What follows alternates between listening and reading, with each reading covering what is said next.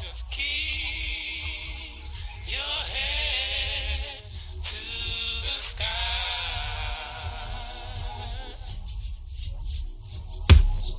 Just keep your head to the sky.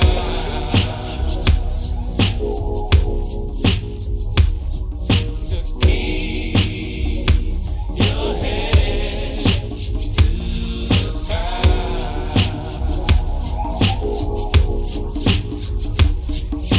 Keep your head to the sky.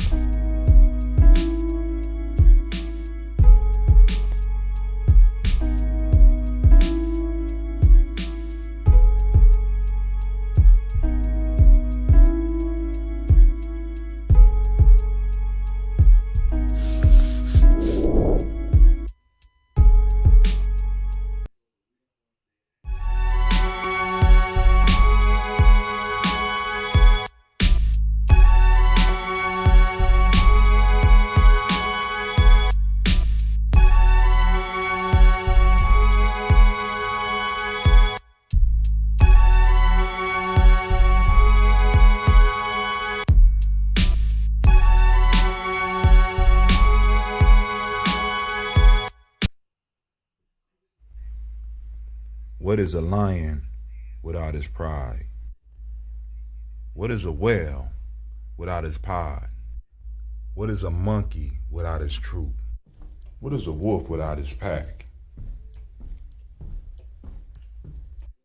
The answer is very simple. They are the same thing that a human being is without a tribe.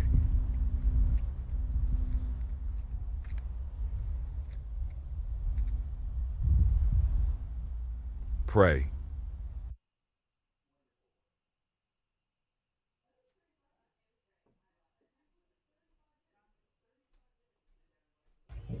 I am a genius. My ancestors were geniuses. My ancestors have made me a genius in all that I think, say, and do. I must declare myself a genius. I am a genius. Whenever I am myself, I practice my geniusness and do great things. All my thoughts, choices, and deeds must express my geniusness. I am a genius. My decisions must always be in the best interest of myself, my family, my people, and my God. Only then will I and everyone I know that I am a genius. I am a genius. At all times, my geniusness must reflect my culture. My geniusness must serve my God. My geniusness must make me be one in love and harmony with my family. My geniusness must protect my people. Yes, at all times I must demonstrate excellence because I am a genius. Women, but the most important goddesses were black, not just for the African now, in the civilization of the Greek. The Greek was so profoundly affected by the Africans that the goddess of chastity was a black woman, Artemis. The goddess of wisdom was a black woman, Minerva. The goddess of beauty was a black woman, Diana. And many of their great mythological figures which were critical to the vision of history, the history of the Greeks in the Odyssey. The woman who draws, who has the power to draw Odysseus and all his crew into her, is Circe, who is represented as a black woman with African features on the Greek vases. The woman who helps Jason win the golden fleece is a black woman, Medea. The woman who marries Perseus, the Greek hero, is a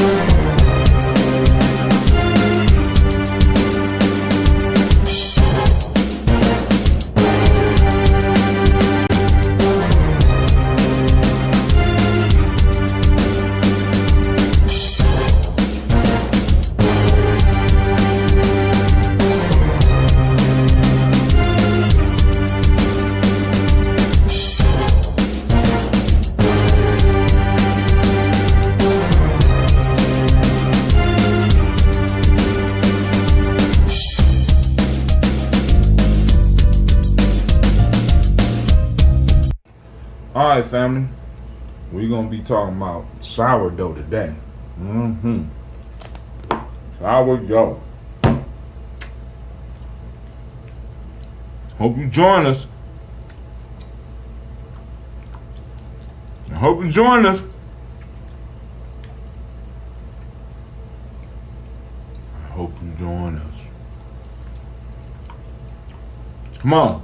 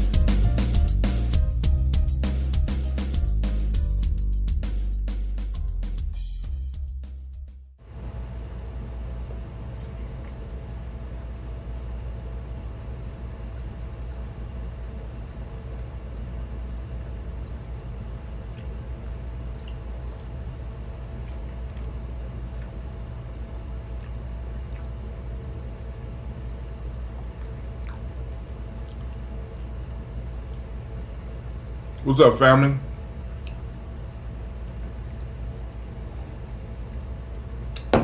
Wasn't supposed to do that, right? All right. So, we're going to be talking about sourdough today. Of course, I'm going to be spazzing out on some other shit, too. I don't let none go to waste. All right. I got to stop beating. All right. Lord have mercy. All right. So, y'all know that I had a vision when I was fasting that I could make a nutritious snack, bread, right? Bread used to be a staple of life. Now all of a sudden it's killing people, right? That's not cool, right? So I had to come up with some stuff. So I created a starter. I wanted to show y'all this. I got to put this back in the refrigerator so that it can chill because it's still eating because it was up here. Now I ate it all the way down and then settled down. So I'm about to put it in the refrigerator. But this is my starter right here, right? Very active. And it's all made with that ambrosia, right? Was fed, this is a full thing. I fed it. Then I used the ingredients to mix up first a loaf of bread, which I just put in the oven, and hopefully I'll be able to pull it out before we get done, and I'll be able to share and show that to y'all. But I also mixed up this, right? This has chia seed, hemp seed. It has other nuts, a mixture of nuts, raw. I sprouted them myself. Cacao or chocolate and honey. And it was mixed with that ambrosia, a cup of that ambrosia and a cup of water. Okay? Whole wheat. All right? Then I added to that recipe, I added some oatmeal to kind of come up with a bar. Like, you can see the oatmeal in there, but it has the nuts and all that. Honey, a generous amount of honey. And then from the same batch, but with less honey, I made pizza. Now, of course, it was way more than that. I tried to, you know, keep it, but it didn't want to stay. It kept talking to me. I had to go and handle my business, right? You know, I ain't gonna let no pizza be getting smart with me, right? Talking all gangster, right? Like it's gonna do something to me without handling my business. Pizza challenged me, and I challenged back, right? So, you know, I ain't gonna, you know what I'm saying? You can't punk me, right? I ain't scared of no pizza. Ain't no pizza that I'm scared of, right? Don't be talking all fly, right? Nah, man. Not in this house. You know what I'm saying? So, I was trying to save it. Well, y'all know what I'm saying, right? All these things I was able to make using sourdough. I said, damn. Excuse me. I never did a show on sourdough. So let's talk a little bit about sourdough before I get into some of this other stuff. So, I found an article on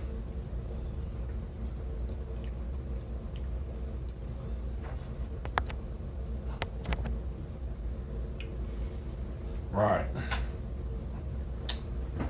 Let's get to it. All right. So we want to talk about sourdough today. Some other things I want to talk about, but I'm not. Well, I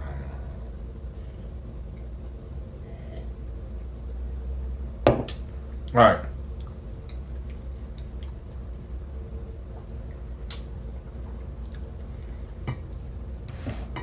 So this is coming from Whole Lifestyle Nutrition. This is an article by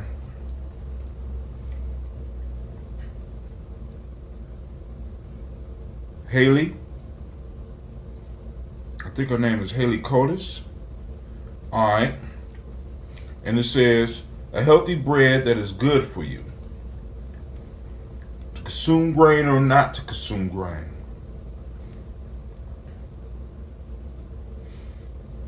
So, let's go and read her adventure. There's so much debate out there on whether or not we should be consuming grains. I agree that modernized grains are most likely not good for you. Most of them are made from genetically modified grains and can damage your health. For the past year or so, I have eliminated grains from my diet. I need that break, and I slowly started to reintroduce grains back to my diet. Now, yesterday, y'all remember we spoke about how grains have been getting a bad rap. You know, we got the genetically modified grains, then we have the ancient grains that we have been building societies up on for thousands of years, right?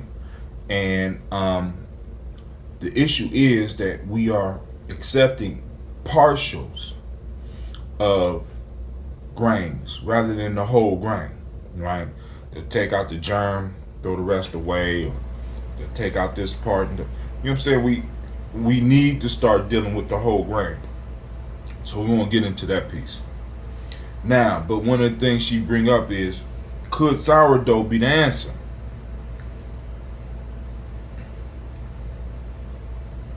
If you don't have a problem digesting grains and have a healthy gut, you might want to try some sourdough bread. What is sourdough?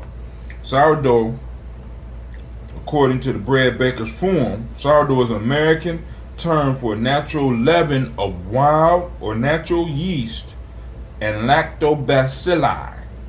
Also, the process of leavening bread with a natural leaven. Don't mistake this with today's modernized yeast. It is not. Sourdough is created from a sourdough starter.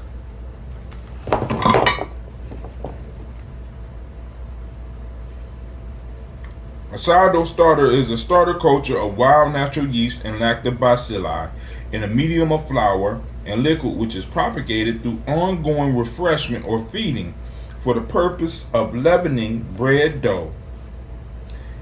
is ongoing and is continued on from one bake or activation to the next. This one is on the second bake.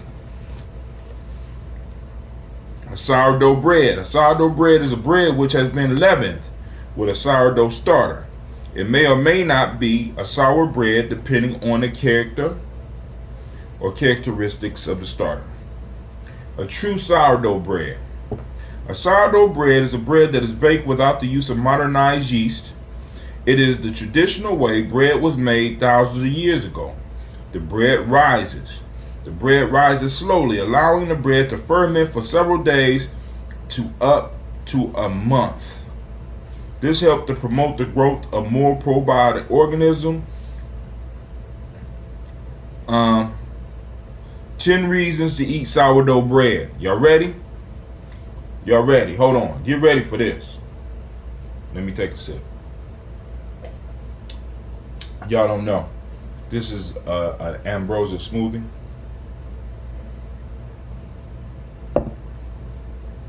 Peaches, mango, spinach, maybe some strawberries. I'm out of blueberries, and y'all see I've been getting it in. 10 reasons. The probiotic microorganisms that are created when fermenting the dough. 1. Digest and assimilate, properly absorb the foods you eat. Without adequate beneficial microflora in your gut, you cannot absorb nutrients in the foods you are eating. 2. Are necessary in order to maintain a healthy intestinal tract.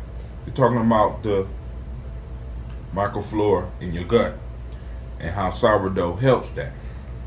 3. Contains uniquely balanced proteins, fatty acids, cellulose, minerals, and innumerable other nutrients our bodies needs. 4. Provides vitamin B1 through B6 from lactobacillus and B12 vitamins from wild yeast. Wild yeast multiplies aerobically. This is because they have oxygen in them, not free radical oxygen ions that feed your blood cells and not cancer cells. Most plant proteins, including grains, seeds, cereals, beans, nuts, and some grasses, form gluten. However, sourdough microflora has all amino acids available without the protein that forms gluten. Deplete damaged starch in bread. Thus, diabetic people should not get insulin shot. It is a misconception that the whole wheat is better than white flour for diabetics. The glycemic difference is only 1%. So, produce acids which will break down and remove some of the gluten from the bread. Acids do not allow mold and most bad bacteria growth. Alkaline with high pH allows mold growth, and toxins mold ferments at a higher pH, allowing bad bacterial growth and secretion of toxins. The absence of acid is abnormal. Even animals have acid stomachs to kill bad bacteria. 7. Offset the effects of phytic acid, which robs your body of precious minerals.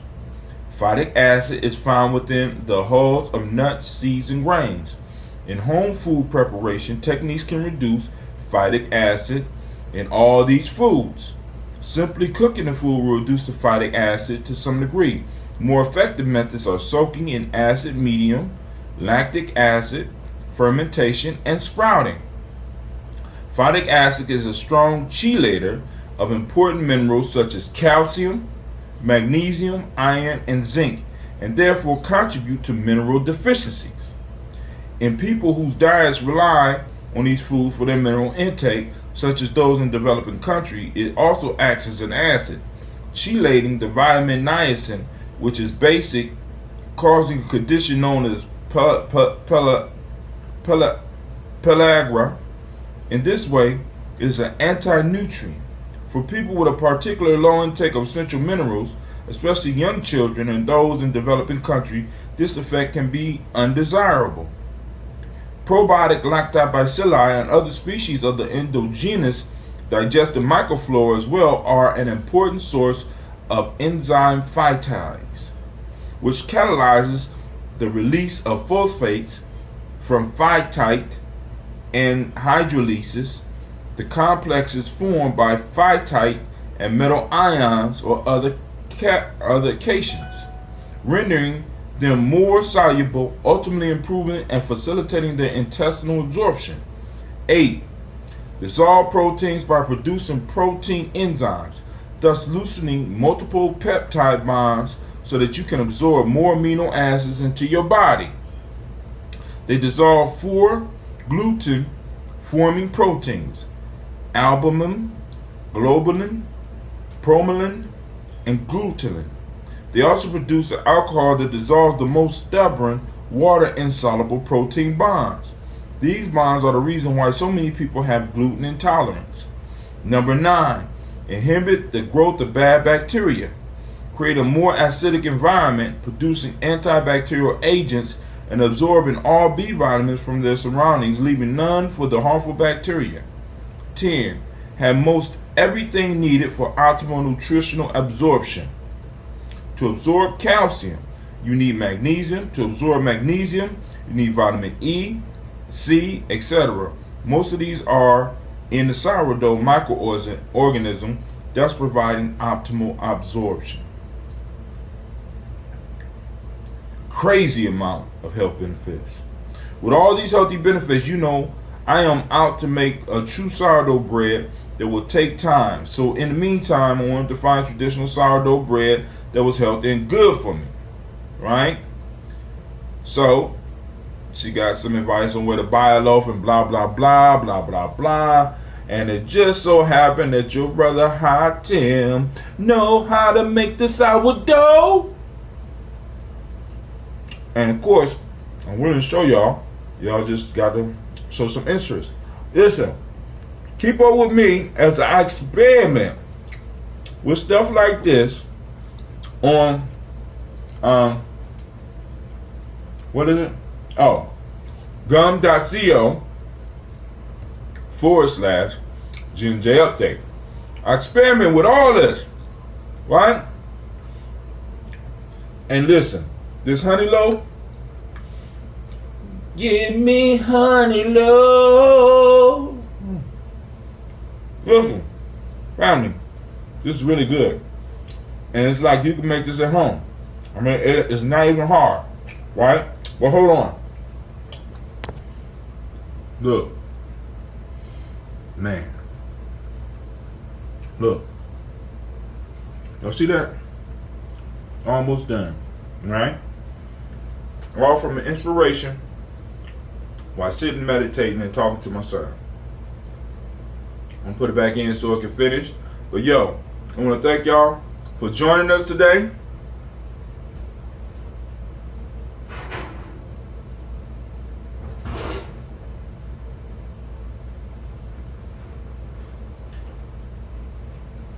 Tomorrow I think we're going to be talking about archetypes. So get on your thinking caps, because I'm reading all this myth stuff. And we're going to talk about the archetype of the black man and black woman. Alright? So this is Brother Hot Tim, and I'm out. Thank you for watching the video. I want you to subscribe. Click the bird right there, the fiery bird. And I also have a special video just for you, right there. And for those that want more information about Gye-Nyame Journey, go to our site. It should be right about there. Peace. Alright, family, we're going to be sitting up here talking about these archetypes. So come on down and let's get it on. Let's get it on. Let's get it on. Alright? So, see you at the show.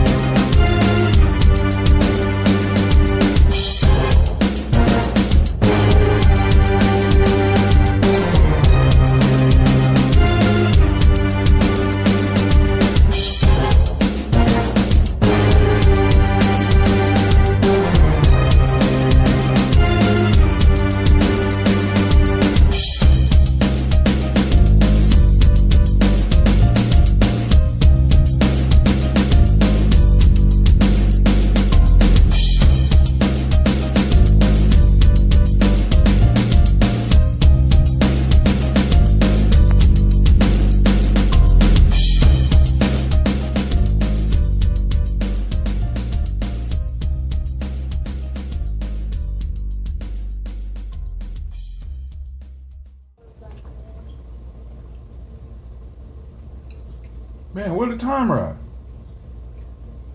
Where's the time? Yeah. Alright. Family. I've been doing it. I'm only getting better. The bar will be here soon. Alright, so now let's talk. Let's hit up these archetypes, right? But once again, I'm pulling out my man, Joseph Campbell. I'm sorry.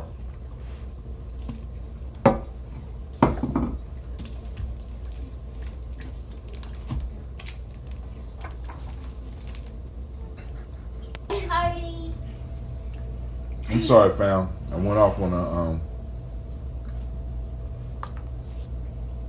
bread branch. All right. So we're talking about the archetype.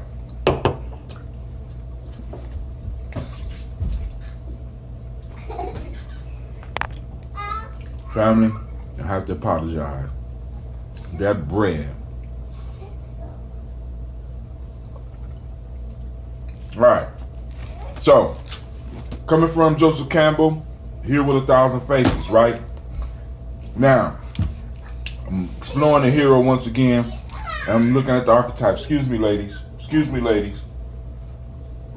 Now, I'm exploring the archetypes, right? And the hero is a major archetype, right? Now, but this is from a chapter called The World Navel. We talk about basically the center of the world, or the axis mundi, right? The effect of the successful adventure of the hero is the unlocking and release again of the flow of life into the body of the world. The miracle of this flow may be represented in physical terms as a circulation of food substance, dynamically as a streaming of energy, or spirituality as a manifestation of grace. Such varieties of image alternate easily, representing 3 degrees of condensation of the one life force. An abundant harvest is the sign of God's grace. God's grace is the food of the soul, and the lightning bolt is the harbinger of fertilizing rain. And at the same time, the manifestation of the release energy of God, grace, food, substance, energy, these pour into the living world, and wherever they fail, life decomposes into death. So once you have a successful hero going out into the world, because once again, yesterday we kind of discussed it, the hero got to be a little bit different. The hero's mind state got to be a little bit different than the rest of the world that he's in. Right? Go on, ladies. Go on. I'm trying to get my drink now. Right? Once the hero's mind state got to be different so that he could bring something different into the world, because the hero goes off into another realm and brings back information that helps the people. Now, this is an archetype, right? And these archetypes basically breathe life back into a culture, brings life back into a civilization, right? So I'm exploring this concept, right? Because I'm trying to build a culture. I'm trying to, you know what I'm saying? So I'm going back to some of the stuff that I already did and looking at different things. So the concept hit me, the idea hit me. All right, all people have archetypes. All people. You know what I'm saying? It's something that they say lives in the collective unconscious of a group. And like he called his book Hero with 1,000 Faces, because when he travels all over the world, right, he finds these stories, and all these stories of the hero are similar, right? And then he studies a lot of Jung and a lot of the other psychiatrists, dude, Freud and shit. And he looking at the stuff that they discussed as well. And he pulled all this information together, and he formed a book called The Hero with 1,000 Faces. So it's basically the same hero archetype expressing itself in different cultural frameworks, right? So I said, damn, as African Americans, what are our archetypes? All right. So an archetype, also known as a universal symbol, may be a character, a theme, a symbol, or even a setting. All right. Carl Jung says Swiss psychologists argue that the root of an archetype is the collective unconscious of mankind. The phrase collective unconscious refers to experiences shared by a race or culture. This includes love, religion, death, birth, life, struggle, survival. These experiences exist in the subconscious of every individual and are recreated in literary works or in other forms of art or even in dreams, right? We go through these adventures in our dreams, like, you know what I'm saying? We go through these, these adventures rise up in us, right? And we have these archetypes to pull back on. But now what happens when a people's unconscious has been hijacked, has been hacked, right? What are the images? You know what I'm saying? What are the images that you have to draw back on? Where are the heroes, right? And what I want to do is look at some of the archetypes that have been thrust upon African Americans, Africans in America, right? So now this gets into, because I don't know if y'all remember, we talked about the mimetic process, the mimetic virus. This gets into the mimetic virus, right? Because as a people, the way we learn and the way we grow is we imitate, right? So now, what are we imitating as African Americans here, right? Stereotypes. A widely held but fixed, oversimplified image of an idea, a particular type of person or thing. The stereotypes of a woman as a career or whatever. Idealized notions for slave owners justify the system of enslavement, right? So there was certain stereotypes that was forced on us that we even began to adapt. And these stereotypes grew into archetypes for us. Excuse me, ladies. Quiet, please. All right, certain stereotypes that historically have been with us. Sambo. Y'all familiar with that one? Passive, happy, enjoy slavery. Saw himself as a child. Slave master, docile projection of the ideal slave. This ideal was popular in antebellum South, right? Coon, harmless, happy-go-lucky, hates work, not a slave. Zip coon, not a slave, well-dressed dandy, uncivilized barbaric, used sophisticated words incorrectly. The brute. After slavery ended, during Reconstruction, the vision of the black male changed. He is now a brute, violent, sexualized black male, no self-control. These are images that were forced upon us through media, right? Because right now we're living in a time where archetypes can be forced, right? Because we got the printed word. We got education systems where you have to go and you have to deal with the printed word. We have mediums such as TV and stuff that can be, things could be streamed, radio shows where shit can be streamed at people, right? And this becomes part of the collective unconscious, right? So the brute. For the woman, mammy, compliant, part of the family, motherly but not sexually typical, a large-bodied woman. Sapphire. Physically, embodiment of maleness in black women, dominant, the black male, and sexless.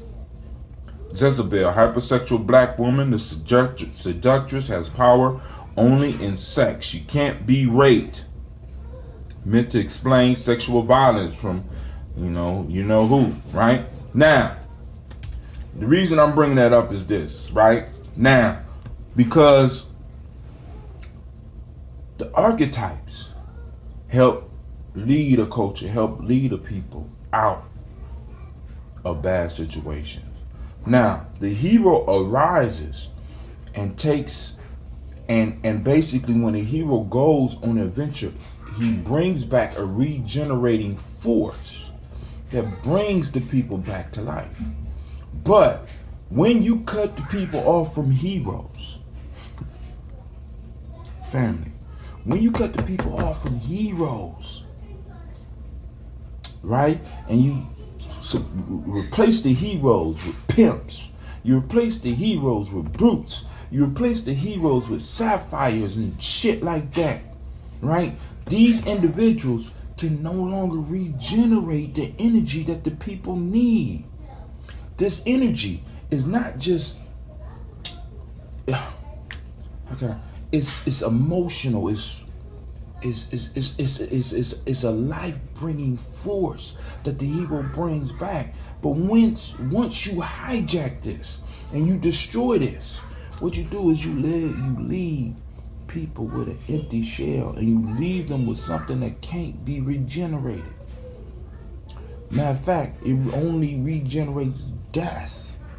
It brings death to the people. It brings disintegration to the culture. Alright? But yo, I'm gonna keep this one short, family. I want to thank you for joining me. I'm about to get up out of here. And I'll see you on the Moja. Peace. Thank you for watching the video. I want you to subscribe. Click the bird right there, the fiery bird. And I also have a special video just for you, right there. And for those that want more information about Gye-Nyame Journey, go to our site. It should be right about there.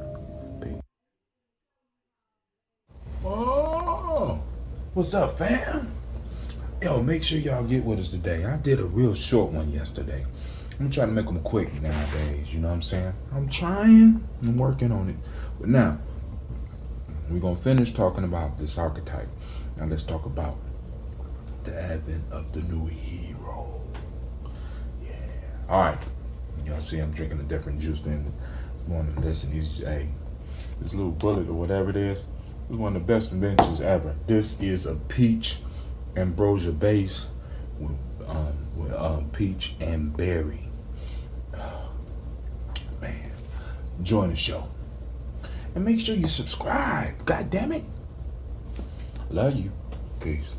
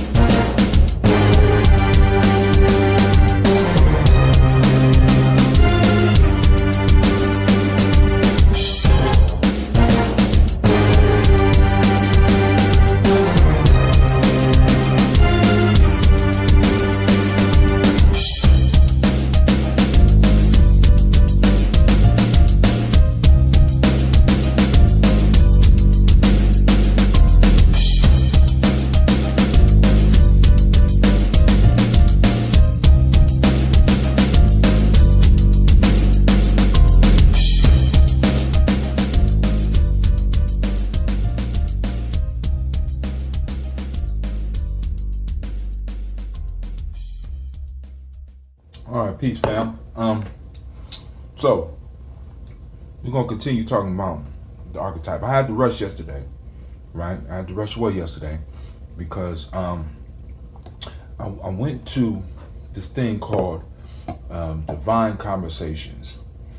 One of the things that I'm doing now is I'm linking back up with the village in Columbus. Now I've been I guess a renegade for years, you know. So I'm going home, right? So I decided that I was going to start plugging back in to the elders from which I was basically born, as far as consciously, right? In Columbus, there have been several conscious collectives over the years, First, it was the Afrocentric rites of passage, and that turned into something else, and then eventually it went to the Tawi village, right? And one of the things that I've been watching them from a distance for a while. Was gonna get involved at one point in time, changed my mind, but this time, I'm throwing my hat in now, right? Because the PC is one, they're handling the business of the whole culture piece, and I call myself a culture builder, and I'm plugging back in. So I'm going through that to say, thanks to, actually, it's like this brother by the name of Kwame. Kwame, tune in to the Daily Toast every day, at least on the Facebook piece. And I want to send shouts out to him because it's like he immediately jumped on the ambrosia piece. He started getting he got his own brand of ambrosia with the black seed, and he was one of the first ones to start buying that ambrosia after I started talking about it. And he started inviting me to stuff like on Kuumba. He indirectly invited me to an event that was basically sponsored in a sense by Tawi Village. And I went there and I'm like, boom, they're talking about the same shit I'm talking about. So I got this thing called the 7 EEC Principles and Values. And I'm looking at it, and it's a chart, just like the chart that I created for the calendar. But they have Wolof, they have Akan, they got ancient Kemet, they got traditional Yoruba, and they got the contemporary African American. So today not only will be a day of unity, a day of truth, the Ma'atic principle, but also in Wolof it will be called Taranga, a sense of hospitality. Akan, it would also be truth. And of course, in the ancient Ma'atic sense, the 7 cardinal virtues of Ma'at, truth. In traditional Yoruba, will be Suru, patience. And of course, it'll be Emoja, right? So we're going to start adding these to the days. I'm going to add these to the calendar as well. Powerful piece, right? You know what I'm saying? We need to grow. I fell behind, family. I didn't do anything yesterday. I got up, I bottled, I went to Divine Conversations. I'm gonna log that in. I'm gonna log that in. I didn't do the breath, I didn't do the exercises, I just chilled. My body is still adjusting. I had a real big meal yesterday, right? But I'm still dealing with some of the issues. And like I said, I don't know whether it's the accident or, I know I didn't totally break the fast, right? But this has been, it's been 7 days. So, it's getting better, I guess. I can't complain, right? But I also decided that, hell, this is going to be what I basically structure all of my conversations off with the show, because, I could pre-write this, right? But anyway, so once again, real good stories, folk tales. I'm getting more books on folk tales, proverb books. I send all this stuff out to those people that are the Guza Saba Challenge, and I challenge you to take the Guza Saba Challenge, right? Because we could take this whole piece to a whole nother level. But right now, we're dealing with the Hero of the Thousand Faces. Yesterday, I want to reiterate something that I found. What is this? Oh, okay. Something that I found. All right, so yesterday I read to y'all the World Naval, right? The effect of successful adventure of the hero is the unlocking and releasing again of the flow of life into the body of the world. So the hero, now I need you to understand this, because we're going to talk about the archetype of the hero. It's important that when you're conquering a culture that you destroy the whole idea of the hero, right? You destroy, because the hero is the cultural manifestation. It's like if culture is God, the hero is the sun. You understand what I'm saying? The hero is the rising and the setting sun, or the hero is the son of the culture, right? That sacrifices, and through the sacrifice of the son or the hero, the whole universe, the whole life of the culture is reinvigorated. The effect of the successful eventual the hero is the unlocking and the release again of the flow of life into the body of the world, right? So now, for ancient cultures, their world was their culture. You know what I'm saying? The culture was their world, right? And the hero breathed life back into this because he went into a different realm and brought back information that culture can use to advance itself. Whether it was the adventure going into a different part of the land that at one point in time was called Hunted, or the Hunted Woods and shit, and he went in there and he conquered that shit. So now people are more confident because let's look at how the human being works. Once the human being find out that something is possible, we take it to another level. For example, when you look at the 4-minute mile, we all heard those of us that's involved with the whole self-improvement movement, all of us hear the story of the 4-minute mile, but I don't think we really register the power of that. Until the 4-minute mile was broken, right? Nobody could do it. But when one person showed that the 4-minute mile could be broken, that shit became normal. Those of you that's old enough to remember Mike Tyson was a beast, right? Nobody could beat Mike Tyson. Nobody. Until Buster Douglas beat him, and then Mike Tyson got whooped on a regular basis, right? Because it's like a lot of times when humans face something that's impossible to pass, when one person does it, that gives everybody else, in a sense, permission to find the energy to do it. And this is what the hero does for a culture. When a hero gives the people permission, because look, I'm just like you in a sense. I come from what you came from. You know what I'm saying? I'm cut from what you cut from. So if I can do it, you have permission. The hero gives permission. So if you want to destroy a culture, you destroy the hero. You destroy the very image of the hero. So if the hero is a young man, you find a way to destroy the young man. If the hero is a woman, you find a way to destroy the woman in the culture, right? You destroy it, right? You destroy the mythology and you replace it with a captive or a slave mythology, right? You give them your mythology so that they could follow your rule, follow your expectations, follow your things, because the whole piece is they could never be your hero. They could look at your hero, they could worship your hero, but they will never be able to be your hero. Why? Because your hero comes from your culture.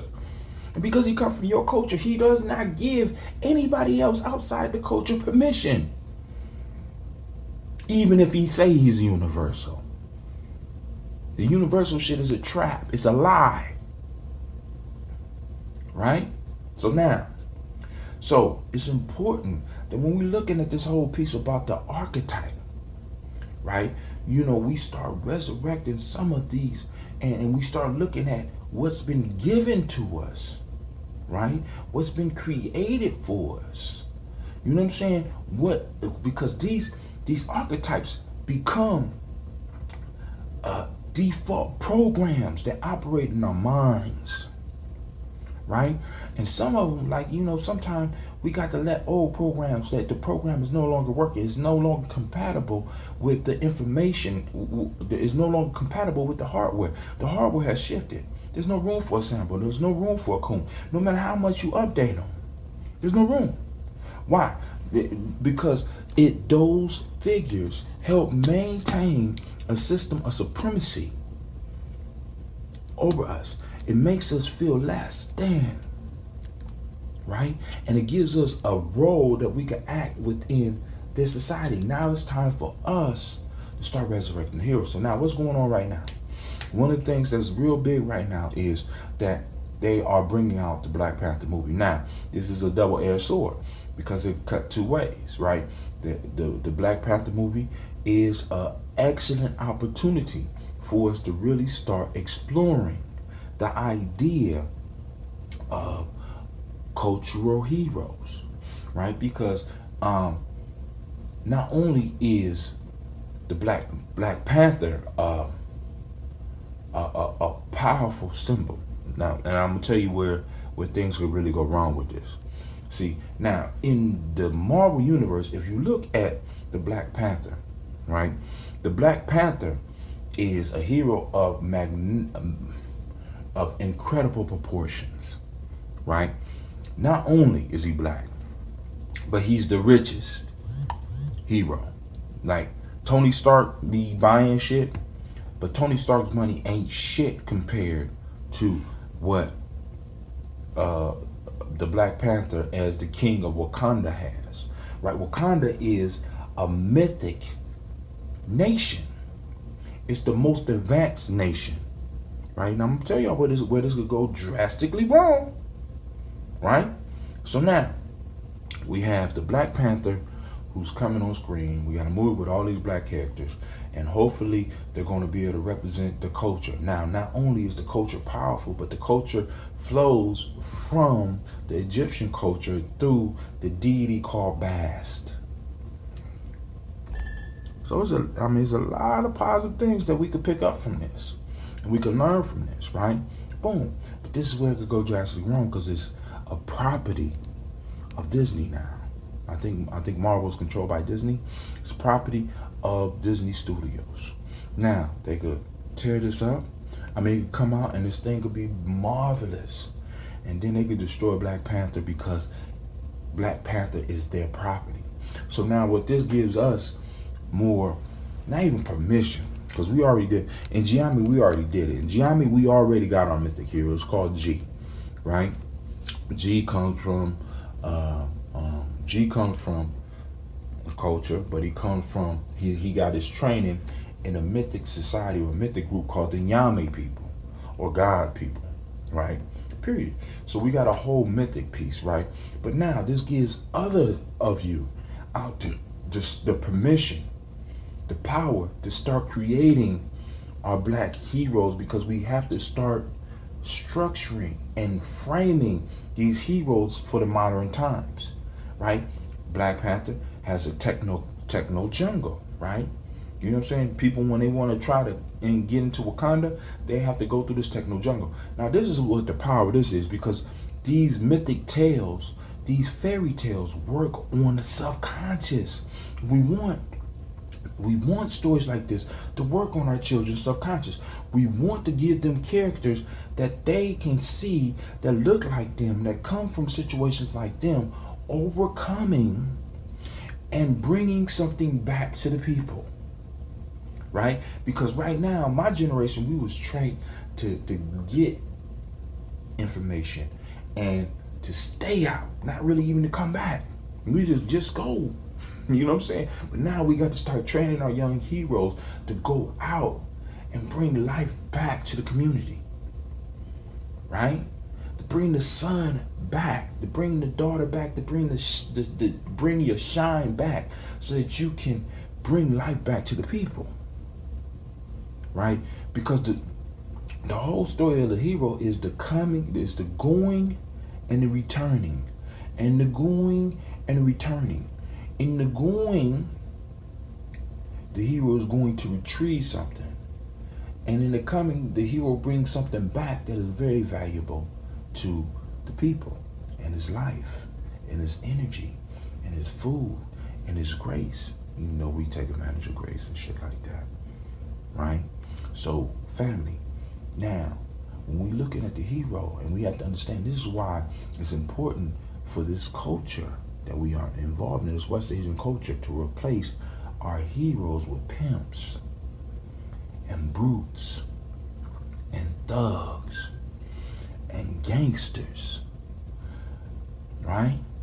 See, because if you want to see this shit really working, because like a lot of times we look at Africa, I want y'all to look at Africa and look at African leadership. What myths are they following?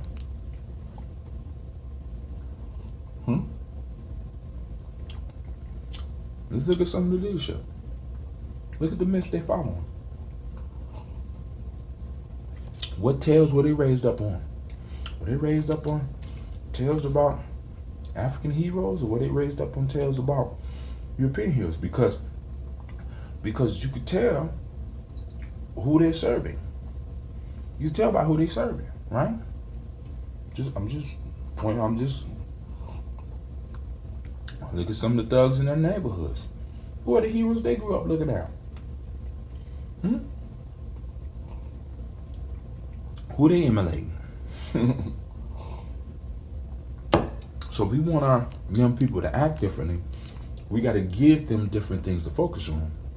The hero gave young people things to focus on.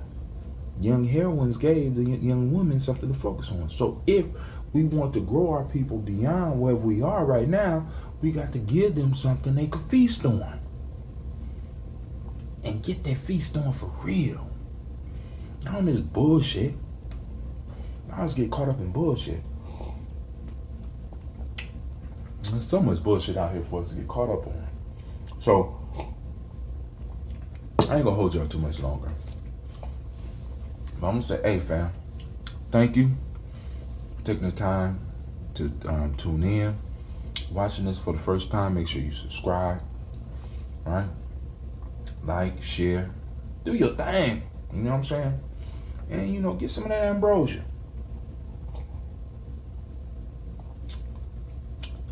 Gum, GUM.co/that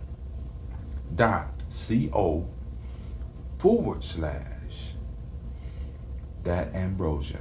Right here. I'm put it right there. Peace. Thank you for watching the video. I want you to subscribe. Click the bird right there, the fiery bird. And I also have a special video just for you, right there. And for those that want more information about Gye-Nyame Journey, go to our site. It should be right about there. Peace. Oh man, we taking eating like a boss to a whole nother level. Look at this. Talking about controlling the food supply. Yeah, we're gonna be eating on some of this tomorrow, family. I just wanted to show y'all because I already cut mine, so I had to come and pull on one of the other ones I cut. Some of the vegetables, so we're gonna be eating now, and I have to break the fast tomorrow. All right.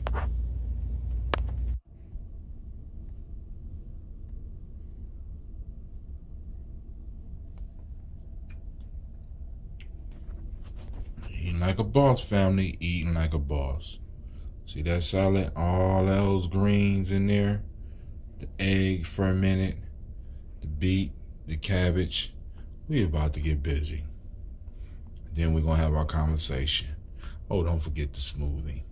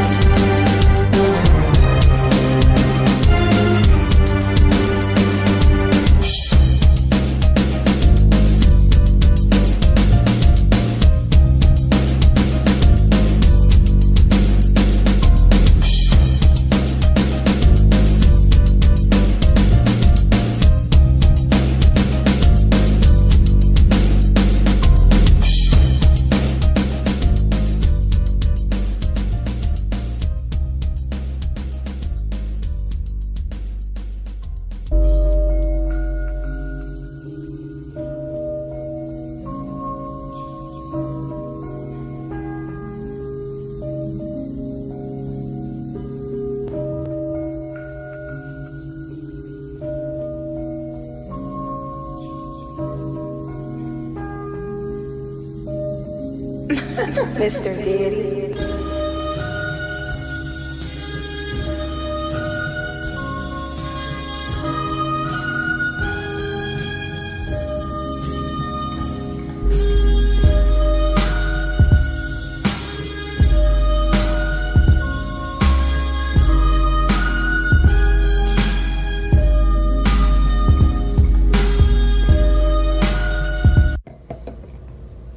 Alright, fam. So, y'all see me trying to take this eating like a boss to another level. So, for those that don't understand, right, the salad that was in the middle of the plate came directly from my school, right? I mean, it's like we have a stand-up garden, and I got to go and I got to prune a lot of the vegetables that I mean, was like different types of lettuce, some greens,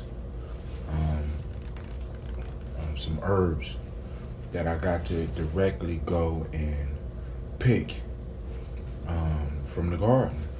And I got to really eat like a boss. Now the next level is finding somebody in my circle with eggs, you know, because I like eggs, and with chickens, so that I could go and actually make me some fermented eggs, or make me an egg breakfast with eggs from somebody within our circle. All right, so before we get started, what I want to share with you is I had to feed my sourdough starter last night, and I wanted to let y'all know that this part of the experiment is progressing. Somebody inquired about the experimental SCOBY, and she is still alive. She's still kicking. I just haven't started brewing with her yet. I'm letting her get strong, and I'm thinking maybe within the next 2 brew cycles. I want to give her just a little bit more time, because I've been feeding her ambrosia. She began a little bit thicker, and I eventually am going to have an experimental batch come from her. Alright, but I just want to let y'all know that we still working on the sourdough this week, because I wanted to get it started early. This week I'm going to do another pizza, because the pizza was, oh my God. I mean, I'm going to take out some of the honey, but the pizza was ridiculous. I'm going to perfect the bread, but then I'm going to make a peanut butter bar. Peanut butter with the, I'm going to keep the, this time I'm going to put the oatmeal in a little bit earlier, so the oatmeal can soak up a little bit more of the moisture as it ferments. The chia seeds gonna stay in there, of course. The hemp seeds gonna stay in there. Cranberry, raisin, but I'm adding peanut butter, and I'm gonna cut down. Well, I don't know. I don't know if I'm gonna cut down on the honey, but I'm gonna put the honey in there, and we're gonna see what we could do. All right. So that's the next step for that. All right. So I'm gonna go let this sit out for the rest of the day, and I'm gonna put it back in her container, and I might make the doughs tonight and let them ferment until Nia, and put them in the oven on Nia, and do it like that. Maybe Kuumba, I don't know. Maybe let them sit for 2 days. But we're still working on getting the process together. So today we're talking about being committed. So I had to look up the word, because a lot of times people confuse committed and crazy, and it's usually the ordinary person. And what do I mean? What do you mean by ordinary people, Brother Hatim? I mean like people that strive to live like everybody else, right? So I had to take some time to look up this word, commitment. I sent it to myself this morning, But no, dictionary.com is going to just send me dictionary.com. I hate that. I mean, so hold on. Autarky. All right, I wanted to share this with you. The condition of a self-sufficient, especially economic as applied to a nation. Autarky. We need some of that in our community. All right, the word that we're looking up is commit, because commitment is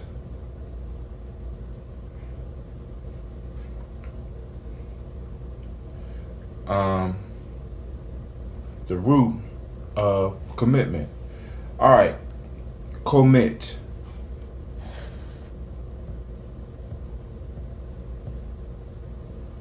Why I want to speak? Commit, a verb used with object. Committed, committing. To give, entrust, or charge. Consign. To consign for preservation. That's number 2. To pledge oneself to a position on an issue or question. Express one's intentions, feelings, etc. To blind or obligate as by pledge or assurance. Pledge. To entrust, especially for safekeeping, commend. To do, perform, perpetrate. To consign to custody. All right. So now let's go on and look at some of the. I want to look at the root word origin. All right. Middle English, committing. Anglo Latin, commit. Equivalent to committery, to send. Come with. Mittery, to send, give over. I don't like this. How is it that you can have this big ass tablet not be as accurate as the phone? Oh my God. So, committery, to send, with, to send. Com means like with. All right. Mittery is to give over. Right? So when you commit, you give yourself over. You know what I'm saying? You become one with. Right? When you commit to something, right? And a lot of people don't understand that because they're not used to giving themselves to something. Right? They're not used to surrendering themselves to something. They don't understand. So when you're trying to explain what you're doing to them, they can't understand. They don't understand, as I was showing you a book, The Vow-Powered Life. They don't understand commitment, the vow. They don't understand what it means to vow, to do something, to pledge, to do something, to give yourself to something. They're not used to it, right? They're not even used to giving themselves to themselves. They don't cut off on me again. I'm trying not to break this shit. It's getting to a point where I'm gonna break this phone. The phone keep playing with me. So they don't understand the vow power life, right? So when you give yourself to something, they don't understand it, family. They view you as crazy. Wow, you gonna fast for 21 days? Crazy. You know what I'm saying? What you that committed to? You know what I'm saying? Because right nowadays, you're not supposed to be that committed to anything but your job, but your master. You're not supposed to be committed to anything. You know what I'm saying? If your job requires you to fast for 21 days, everybody would understand it because you're going to get paid for it. Right? But when you vow yourself to something that is beyond a material reward, immediate award, when you vow and you give and you commit yourself to something that's bigger than you, people can't understand it. It scares people. Why? Because they are not capable of of doing it. So it's something wrong with it, right? It's something not right about it. Now, when you start giving out, I want y'all to think about this. When you start giving yourself to a people that everybody already done counted out, they really think you crazy, right? You know what I'm saying? I'm giving myself to black folks right here in America, right? Y'all already lost. This is all, you might as well go on to surrender. You know what I'm saying? Everybody else done surrendered. You might as well just give up, Brother Hatim. It's stupid. Why you keep pushing? You know what I'm saying? Why? You know what I'm saying? You fast and people don't care. You know what I'm saying? But it's some of y'all that do, right? And even if some of y'all didn't, I did it to make myself better, right? So I'm looking at stories of natural, like stories in here, natural born heroes. And you start looking at the stories of heroes, and they were, in a sense, the misfits in society. They were the fatherless children in society. They were the forgotten people in society, right? They come from a place of nothing and push and bring back gifts to the people. Sometimes they will be lifted up, other times they will be forgotten.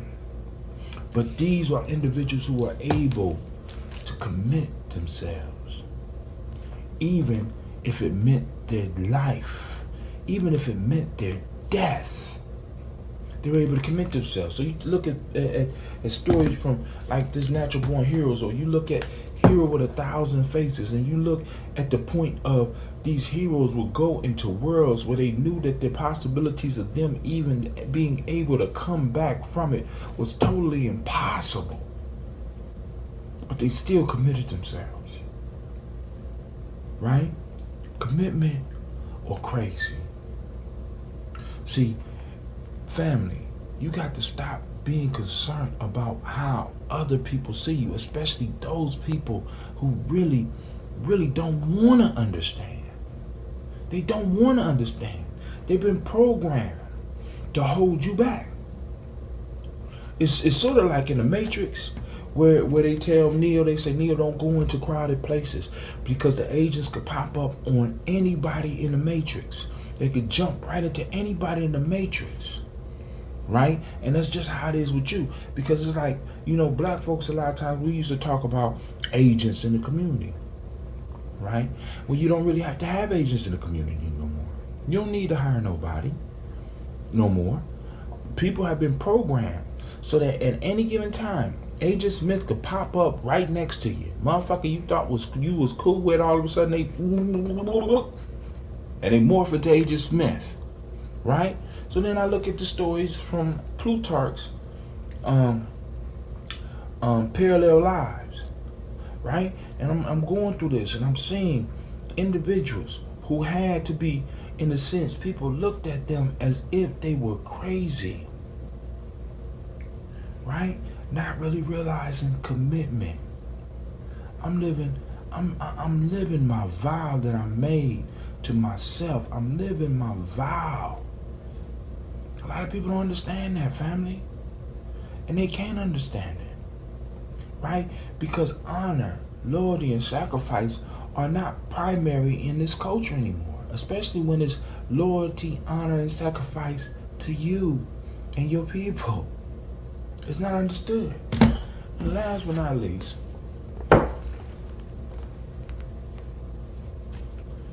I want y'all to think about this, right?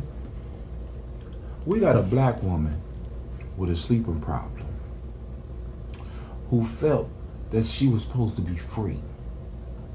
There was a different way of life when all around her there was no evidence that there was a different part of life. There was stories, you know what I'm saying? But there was also stories about boogeymen and things hiding up under the bed and sea monsters and shit. But this woman, was she committed or was she crazy? 19 trips. 19 trips. And then on top of that, when the Civil War happened, she was a master spy. Committed or crazy? Family, you got to make a decision, right? And a lot of times when you make that decision, most people in your life are not even going to understand. And they are going to line up against you, it seems like sometimes. They're going to challenge you. They're going to argue with you. They're going to talk about you. They're going to doubt you. But the question is, do you have the heart to be committed to you? Like, for example, like the 21-day challenge. Like people say, brother, I tried. And that's all I'm asking. You know what I'm saying? Because it starts with a try. But then eventually, after you try so many times, eventually you're going to be like, I can do this shit and get committed. And you're going to understand that it goes beyond just changing the names of the days. Right? I need to get over a tobacco habit. I use the 21-day challenge to help me with that. I use the 21-day challenge to help me get through a fast.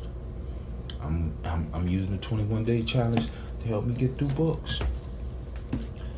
I'm using the 21-day challenge. I'm gonna use the 21-day challenge to help some of the young people that I'm gonna be working with during the school year. You know what I'm saying?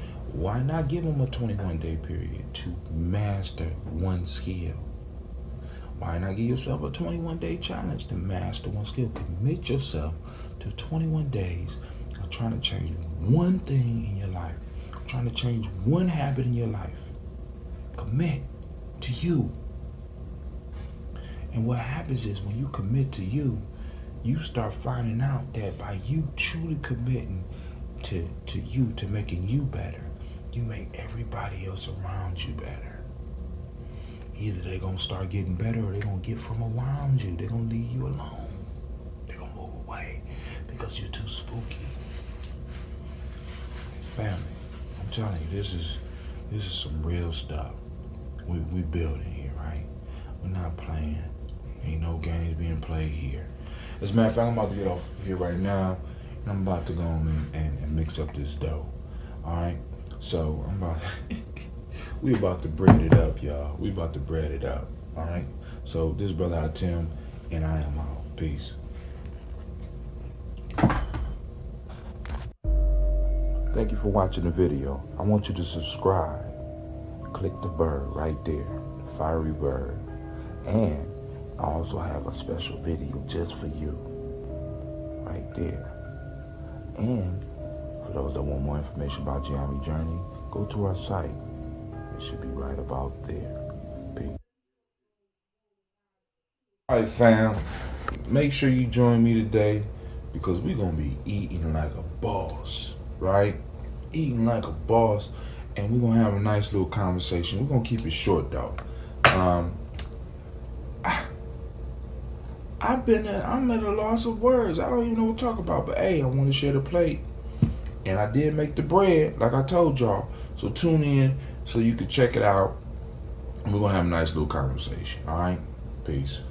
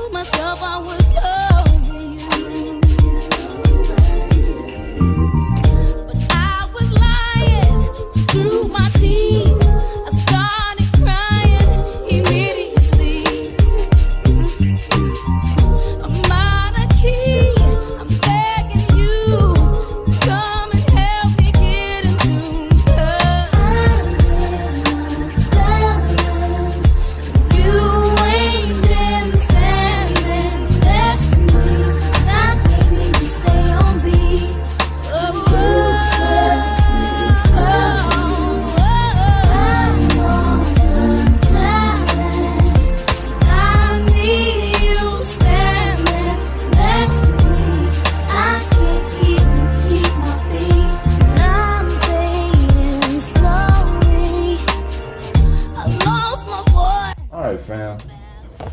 I don't know what goes on with this camera, man. Hold on.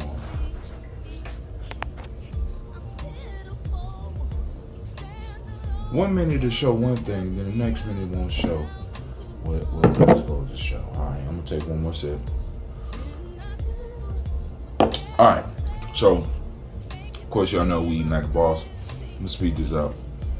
So y'all don't have to be tortured as I go through what I'm eating. But I wanted to share the bread because I told you I was gonna make bread. So, you know, one of the things I got into over the fast was some bacon because I figured we can make us a little treat. As you see, it ain't make it all the way through the night. I gotta go give my mom a sample. But this one, instead of the chocolate, I put peanut butter. It's still the sourdough. I let it ferment for about 12 hours. That's all I could stand. I use a cup of honey. I have raisins and cranberries in it. And chia seeds. I couldn't find my hemp seeds. And I basically use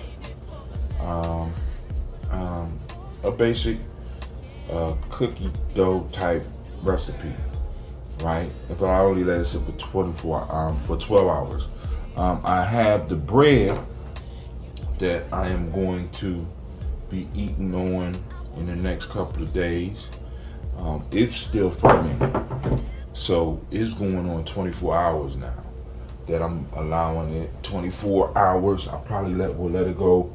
I'm gonna go and knead it a little bit more to kind of get the air back up in it, to let it soften up.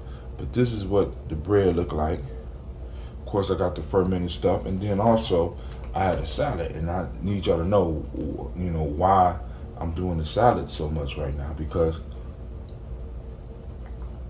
first off,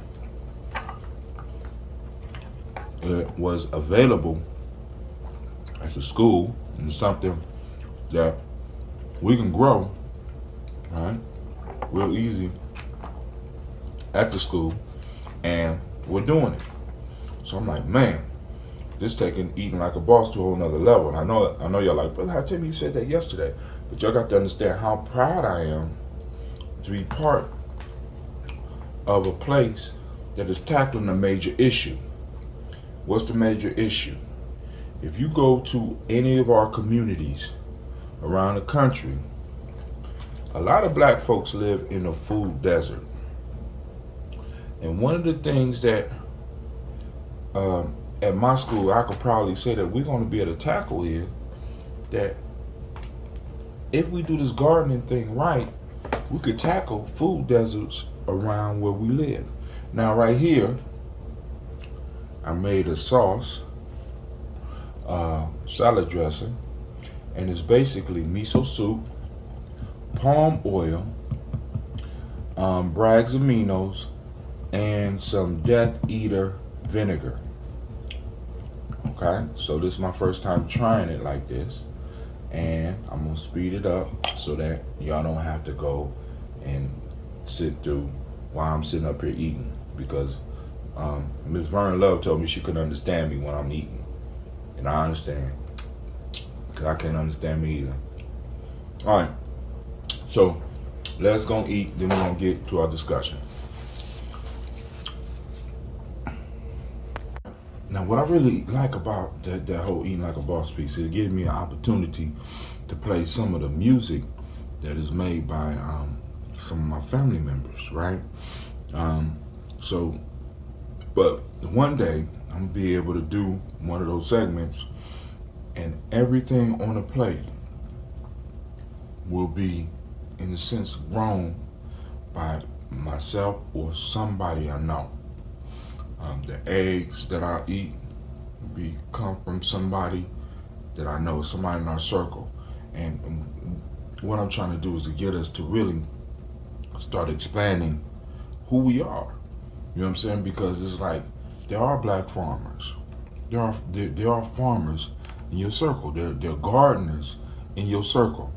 all you have to do is look around your circle and really start pulling the best from everybody, right? You know what I'm saying? And you know, like I said, as you start pouring libations, as you start pouring or doing the toast with us, right?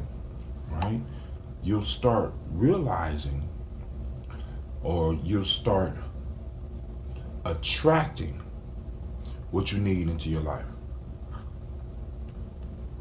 Would you believe this shit cut off on me again? I mean, I ate a full almost 10 minutes. Nothing, right? So,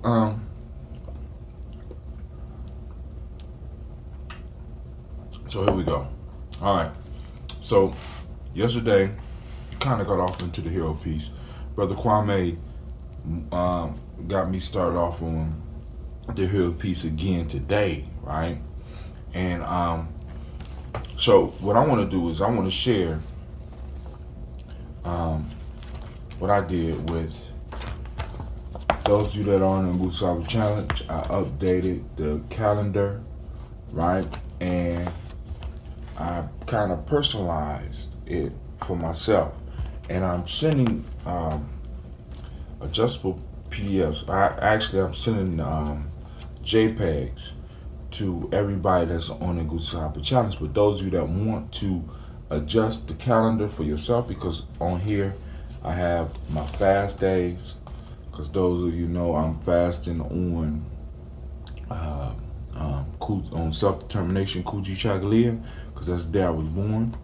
I'm fast on those days, right? And then also we got the eclipse coming up. So I got a fast set for the eclipse, the 20th, 21st, and 22nd, right? Because the 22nd is Kuji Chagalia, so I'll be fasting until 9 p.m. on that day anyway, right? So it'll be a 3-day fast. But the point that I'm making is that you can personalize these so that you can start initiating yourself. Like I said, I love the term that Odin used, or Wednesday, or Wooten. I sacrifice myself unto myself, right? And a lot of us, we have to really start getting into some of these motifs and start using some of these dope lines that these heroes and that these deities have, because these lines remind us about who we are and they help align us with who we are, right? And we have to, like I said, work on sacrificing ourselves unto ourselves. We got to sacrifice our habits unto ourselves.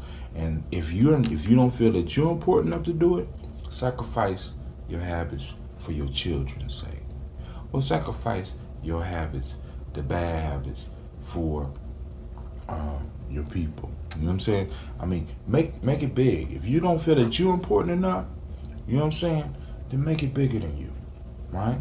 Make it bigger than you. You can do that. You have the right to do that, right? Set yourself apart, right? Make yourself different. See, because listen, a lot of us spend so much time trying to fit in, right? We spend our whole lives trying to fit into a world that when you finish the race, you start to figure out that rather than running ahead of the pack, you're running with the pack. And unfortunately, in most cases, the pack don't even know where it want to go. Right? So I'm doing studying yesterday, and I run into this video where they're talking about the sense of excellence. You know, everybody talk about excellence, right? And basically, the rundown was that this whole concept of excellence comes from a sense of professionalism, which comes from a sense of how you're supposed to act. Right? So to be excellent in a society of mediocre people means that you are excellently mediocre. Right? When it's actually the people that are outside of that excellence that are the ones that drive change. If we look in our society, We look at the entrepreneurs. The entrepreneurs didn't fit into the models of business that existed. The entrepreneurs didn't fit. They don't fit. A lot of them didn't fit into the school structures as they stand. A lot of the innovators, a lot of the creators, a lot of people that we look up to never fit into the sense of excellence that everybody is talking about. When your boss is talking about a sense of excellence, what your boss is talking about is you adhering to the culture and making that company more money, not you becoming a better person. Right? So the whole sense of excellence is another cage that has been erected, a mental cage that has been erected for us that gets us to,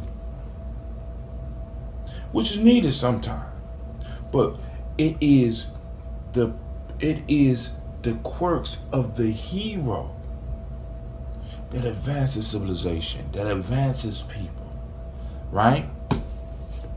If Harriet Tubman had practiced a sense of excellence, that would have been 19 trips that our people would have never had.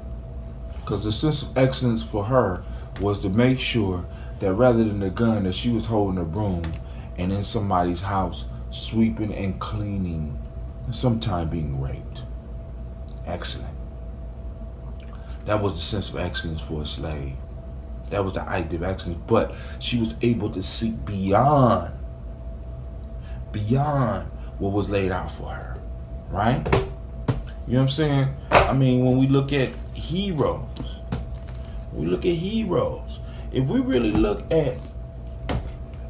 look at heroes, I want y'all to just put yourself in the place of being a psychologist and looking at a young Heru or a young Hercules, right? Or a young Thor or a young Shango or you know what I'm saying? You just look at some of these cultural deities and some of these cultural people, some of these people some of these heroes, and I want you to sit down and I want you to imagine what diagnosis a lot of these kids will receive. Would they be getting ADD, emotionally dysfunctional, defiant, ADHD? You understand? You know what I'm saying? Because it is those people, those type of individuals that usually move the bar up for society. Everybody that's sitting in a sense of excellence, right? And operating within the framework that's been given to us, right? Don't advance. Don't advance. Right? So, one of the things that I was looking at on this list is the 7 EEC principles and values. And for those that don't know, EEC stands for Emotional Emancipation Circles. This is, let me read it. The emotional emancipation circles are guided by a set of core values and principles consistent with our rich history as people of African ancestry.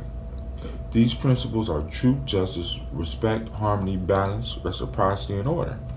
They derive from the earliest collection of ethical guidelines and are collectively referred to as Mayat, the endless search for truth and justice. Obinga suggests that Mayat is a multifaceted, complex concept that includes a harmonious balance, seeks just treatment of the oppressed, and codify a set of rules for appropriate conduct. The principles embodied in Mayat, established in ancient Kemet, are also found in other parts of Africa as illustrated in the table below.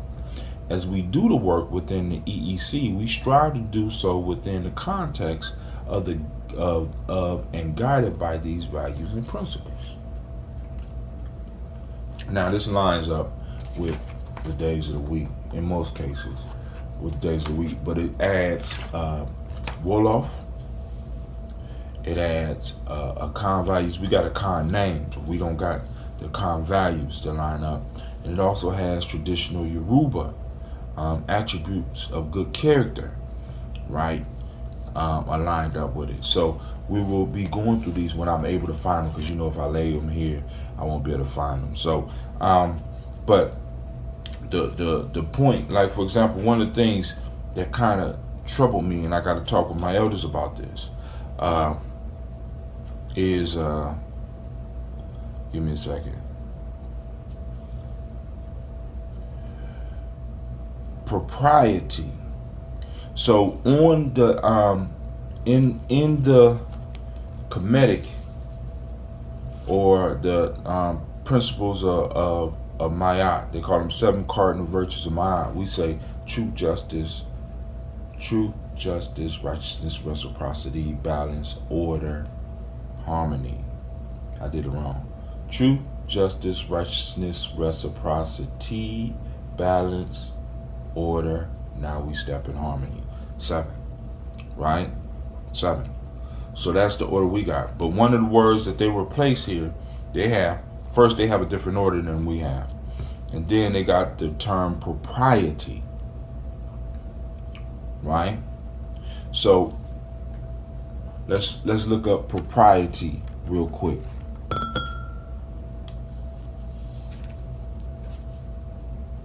All right.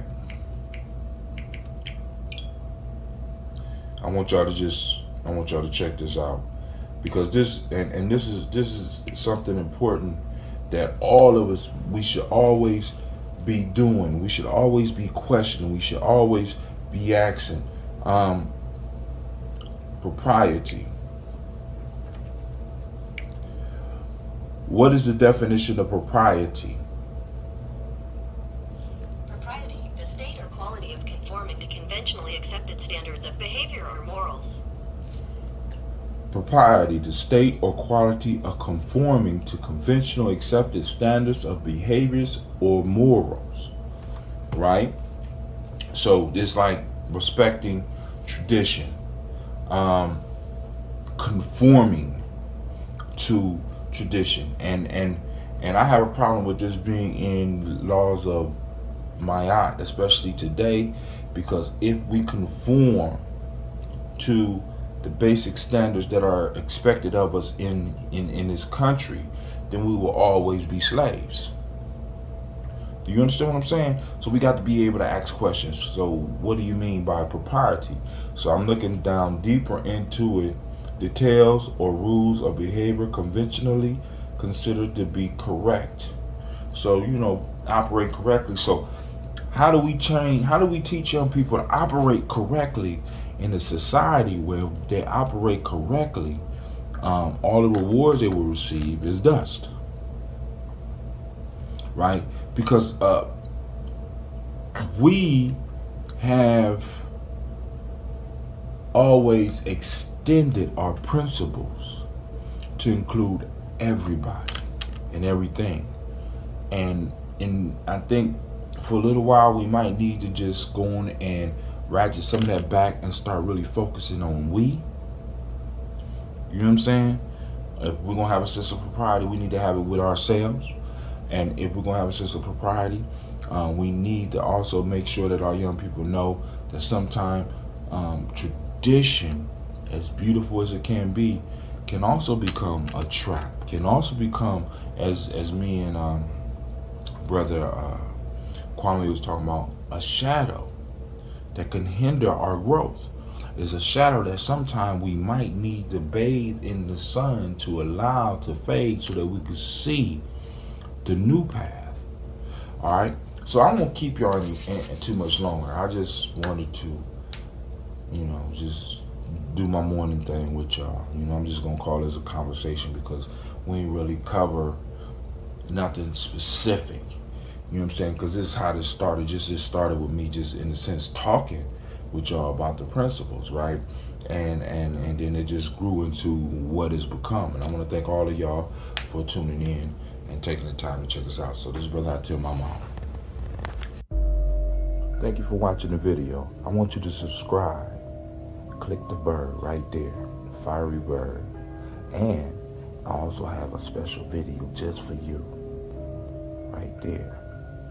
And for those that want more information about Gye-Nyame Journey, go to our site. It should be right about there. Peace.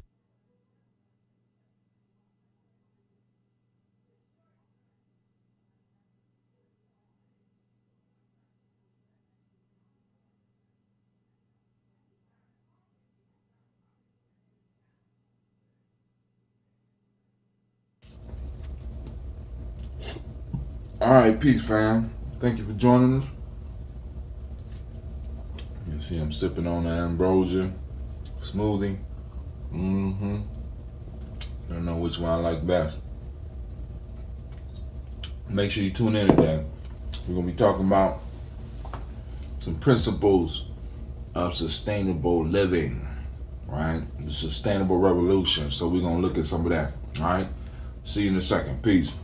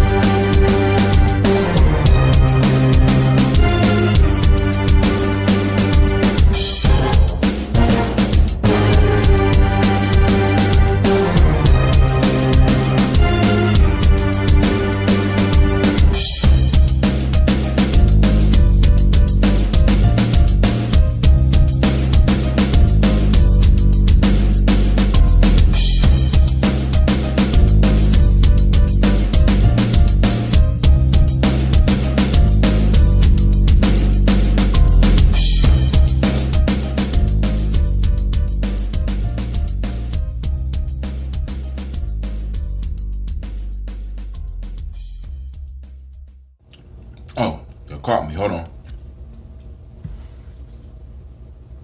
All right. So, we up now. Oh, good grief. Modern technology is perfect. It's beautiful when it's working, right? All right, so I make this announcement real quick. Injected racial scripts. We got brother Wakesa coming in town on August the 11th. It's gonna be a dynamic workshop. Make sure y'all there. Of course, y'all know I'm gonna post this up on. I'm just gonna pop up somewhere right around here so that y'all can see this. All right. So make sure you're in the place. I'm gonna be big up in it all the way up until then. We gotta keep it moving, keep the training going, family. Right? So, y'all know, some of y'all heard my little vision about the whole farming piece. You know what I'm saying? Y'all seen me eating the greens and stuff, right? So I'm going to the library. I'm looking up stuff. So one of the books that I picked up that's so good so far. I mean, y'all see all the other books I'm reading, right? This one's called Good Food Revolution, right? And this is about a dude by the name of Will Allen, the CEO of Growing Power, that took a lot outside of Milwaukee, or somewhere in Milwaukee, and turned it into a sustainable, sustainable garden. It's a pioneer urban farmer and MacArthur Genius Award winner. Shares the story of his grassroots movement that is changing the way our nation eats. The son of a sharecropper, Will Allen had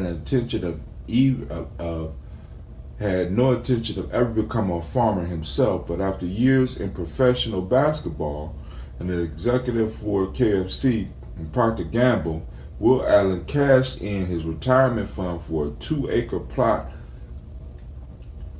a half-mile away from Milwaukee's largest public housing project.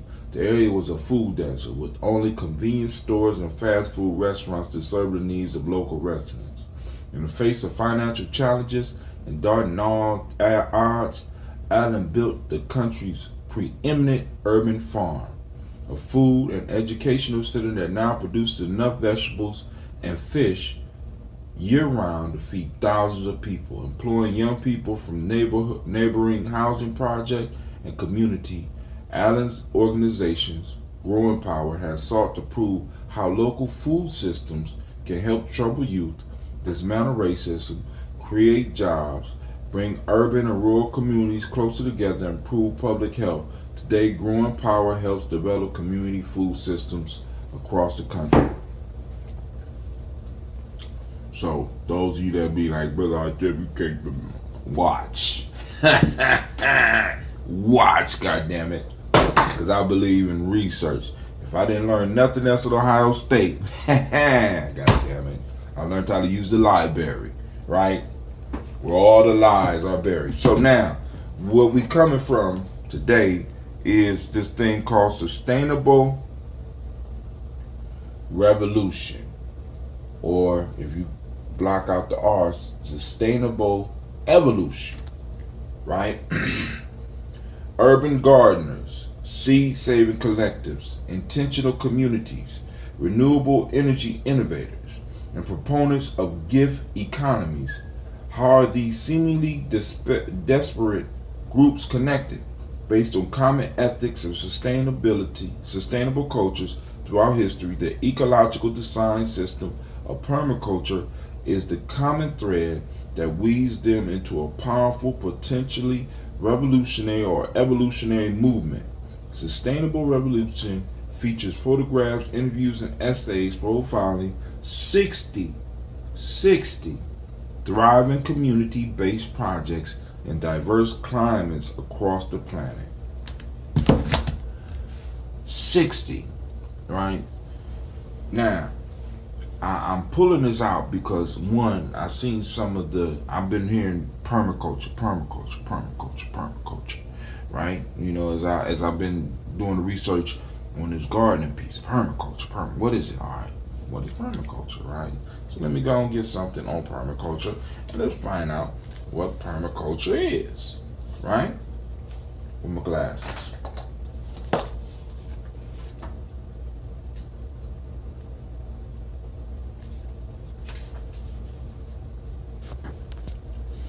So the first thing we do is, of course, look up this term permaculture.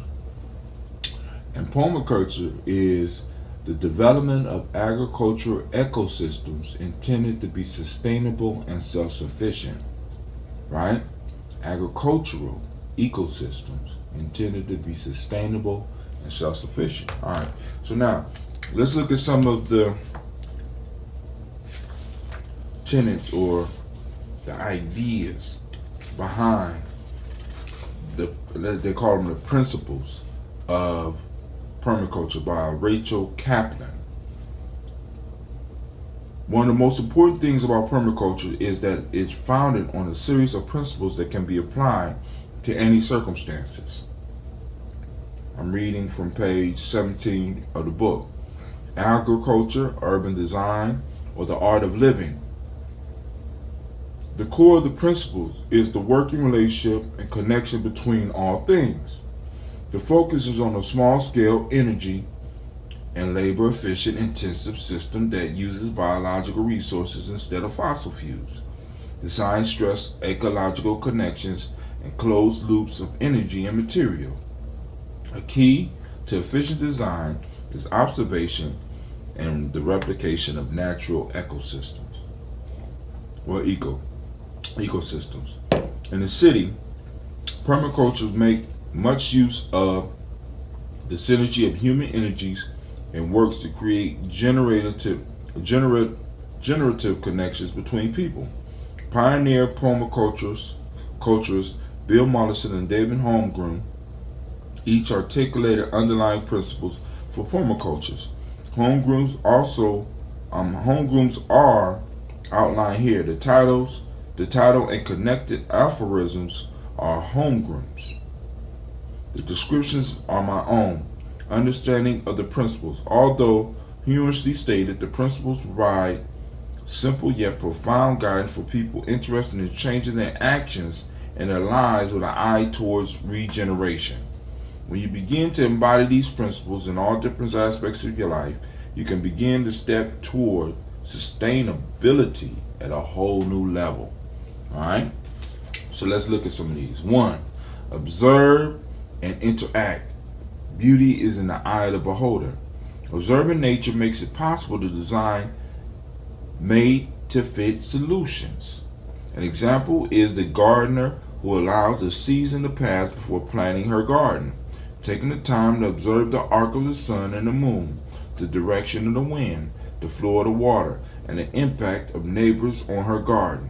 While our timing is urgent, it is more urgent to make intelligent choices within the limits of the ecological system that it is to move fast, as these more grounded choices have a better chance of sustaining life through difficult and abundant times.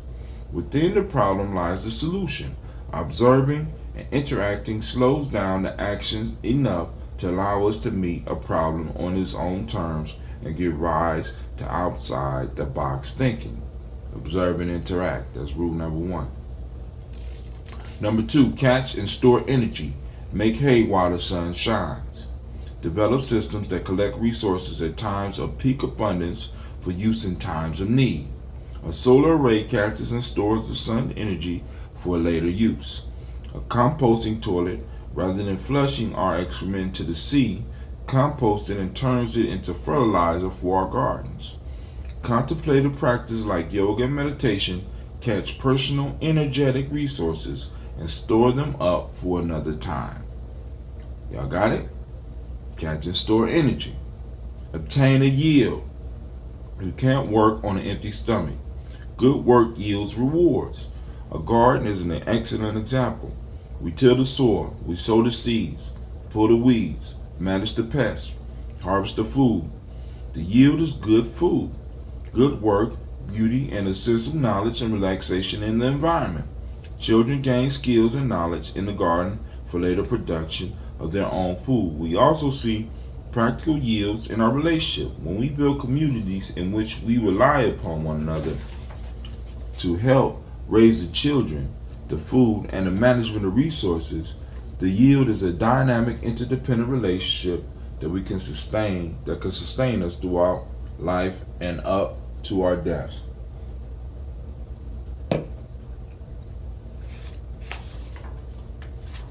So it's 12 of them.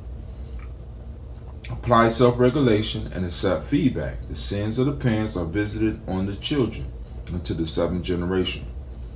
This is an important principle that encourages us to modify behaviors that do not work and enhance behaviors that support the function of the system.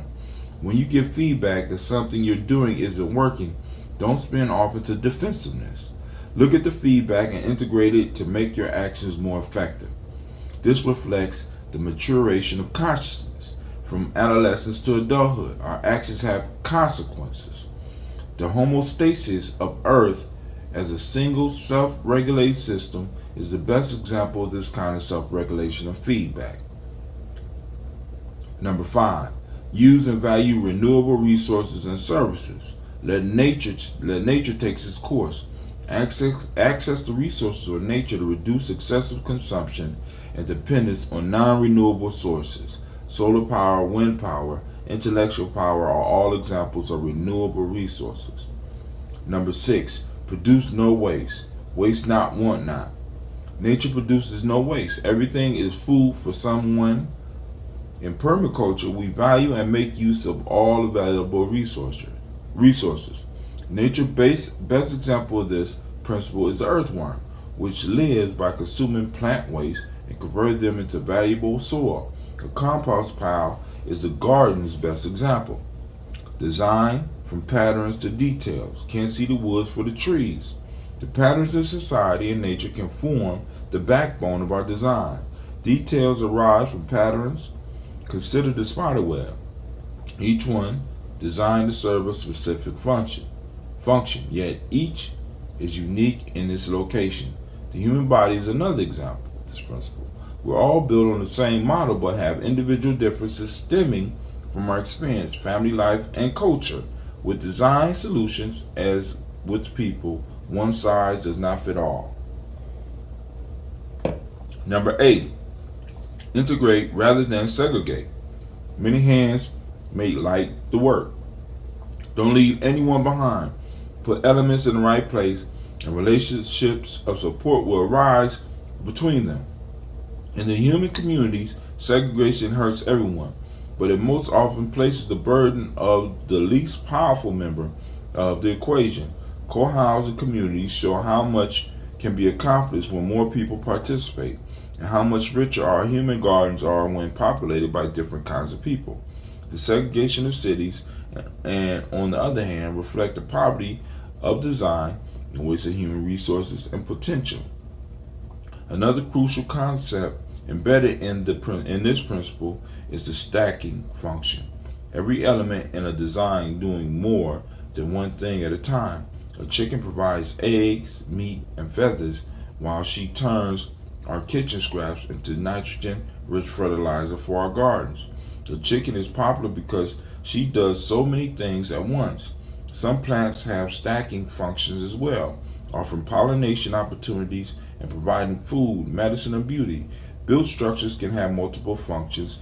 Greenhouses along the south side of a home access and store passive solar energy, and they are a place to both grow food and share meals. Stacking functions is an important concept at times when, like now, there simply is no more time to waste.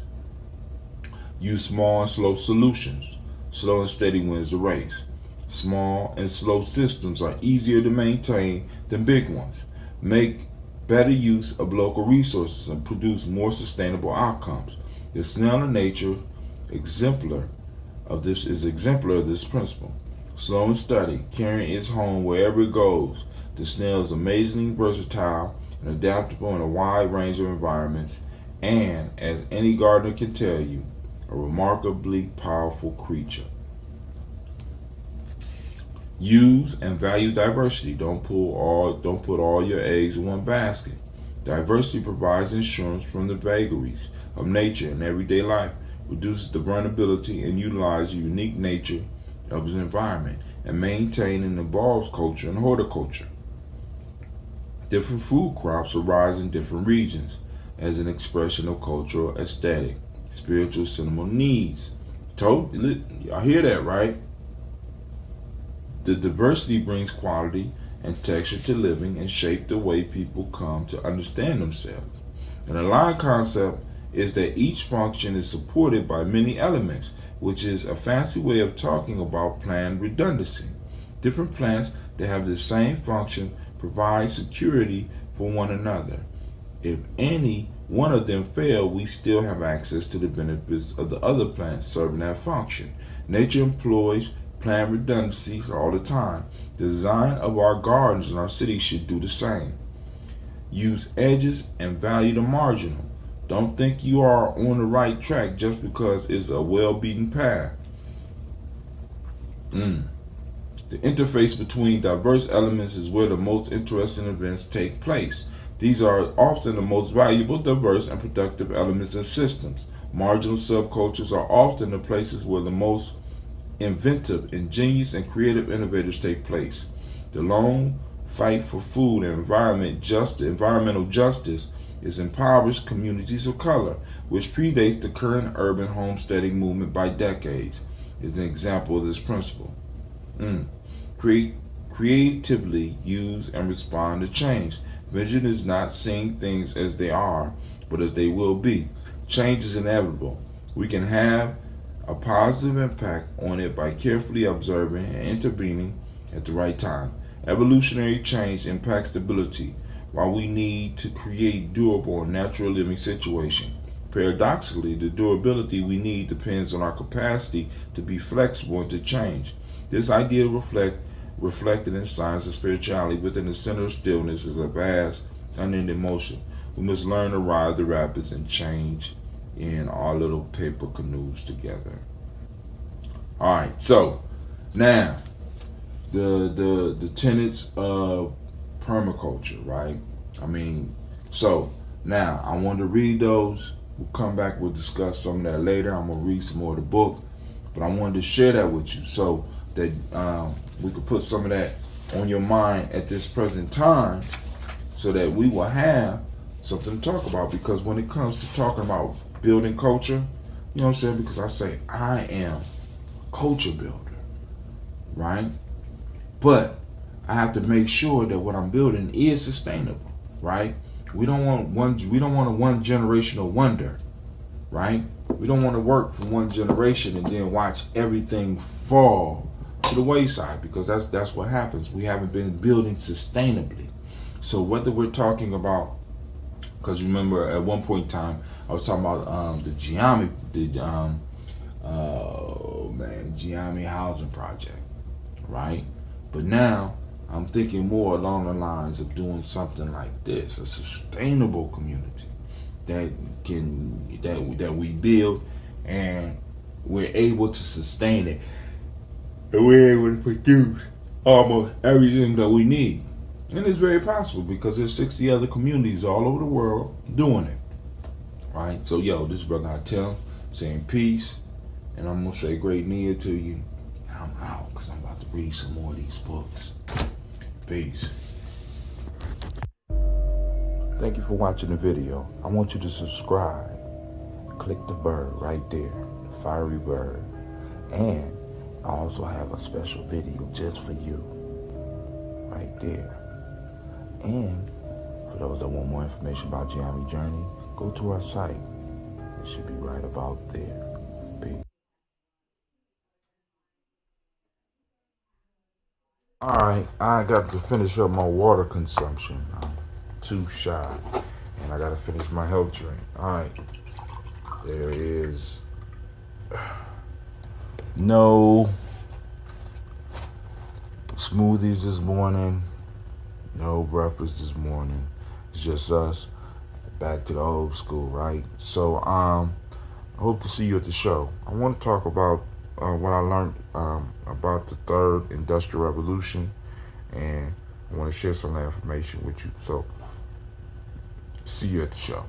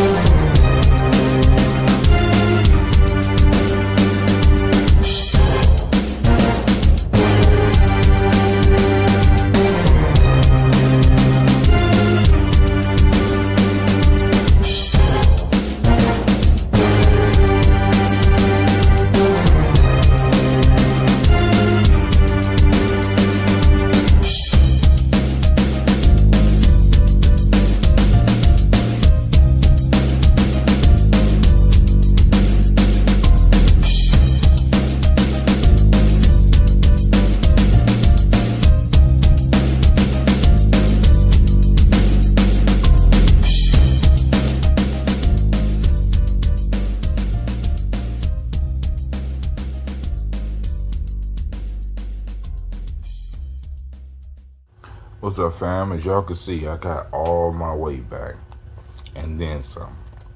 My body is adjusting.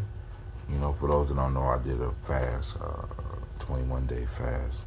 And for those, my body is adjusting, so now it's preparing for the next fast. So it's like, I'm gonna eat up everything, all right? So I gotta get back on my intermittent fasting. Today probably be the last day. I'll probably indulge in breakfast for a little while. On my calendar for this month, I have my fast days laid out. You can do the same thing. I send it to you as a JPEG, or I can send it to you as a PDF. But I got my fast on this one already recognized. I am fasting on Kuzi Chagalia, and also I'm fasting for the solar eclipse that will be coming. Of course, I'm gonna fast when the equinox come around as well. Prepare my body for the coming fall, and then we will also do a fast for the solstice in the wintertime, right? I don't know how long. I know how long the one for the solstice would be. I haven't decided how long the one for the equinox is gonna be, right? And how intense I'm gonna make it. And the winter solstice, I haven't decided on that one either. But we got time for that, right? Getting ourselves ready, right? Those of y'all that's been watching, y'all know I've been getting into the books, not just in audio books, but I discovered the joy of the library, the power of being able just to go down to the library and request books. I've been requesting books like crazy, right? And one that I am engrossed with right now is New Self, New World. Kind of covered this one yesterday, even though I ain't post up the video that I was doing for YouTube. I figured the one that I did for Facebook would be enough, right? And I think I might start doing that on the weekends, just do one video for the weekends, and so I could get it done, because it takes a lot of time for me to cut both of them up, and I ain't really cutting them up, but to record them takes a lot of time. But the book that I'm engrossed in is New Self, New World, Recovering Our Sense in the 21st Century. And this one is the one that's talking about how in Western culture we're robbing ourselves by just living in our head and not really feeling what we are.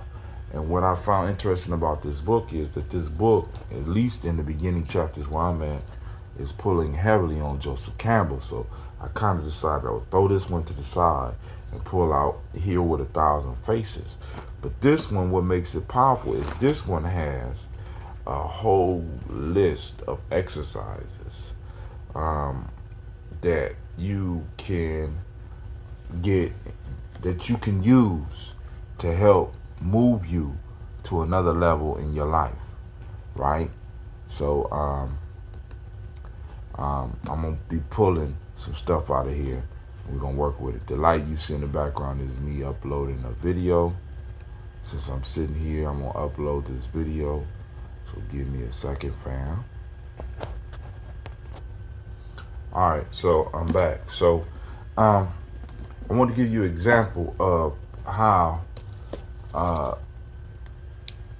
we have been programmed over the last couple of thousand years with the advent of Western civilization, how we have been taught to focus on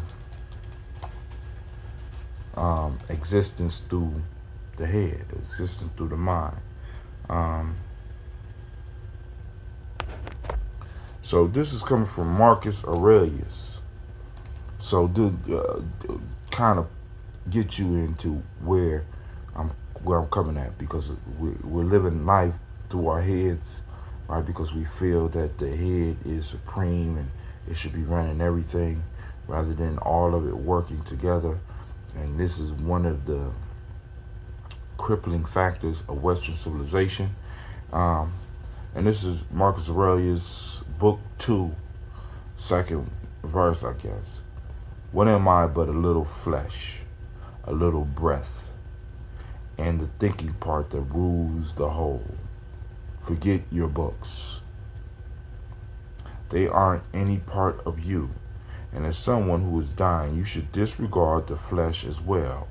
It is nothing but blood and bones, and a network of muscle tissues, nerves and arteries, breath. What is that? A puff of wind that is never the same, being sucked in one moment and blown out the next, that leaves the thinking part, the part meant to rule, Now that you are old, it is time you stop allowing it to be enslaved, jerked about by every selfish whim, grumbling at the present lot one moment and bemoaning the future the next. Right?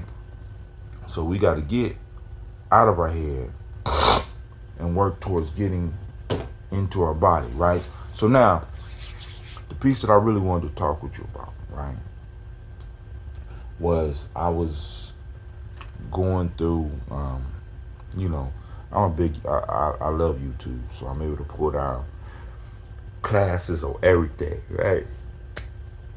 I'm looking at self-defense, I'm looking at folk tales, I'm looking at Dragon Ball Super, you know what I'm saying? I'm looking at lectures. And one of the lectures that really got my attention was one by a guy by the name of Jeremy Rifkin, right? And he was giving a speech, and one of the things that he pointed out was that we are moving into a third industrial revolution, right? And for the first time, I actually heard somebody able to describe not only what we was moving in, right, but how to take advantage of it. I mean, but first, he started off with a very dire warning about how, as a society, we are in denial of the fact that we are causing climate change at a rapid pace because of the second industrial revolution and the stuff that we're using from the first and the second industrial revolution to kind of speed up the process of the earth's making a change, and how we are leaving, in a sense, dust for our children to inherit from us, how we are robbing them of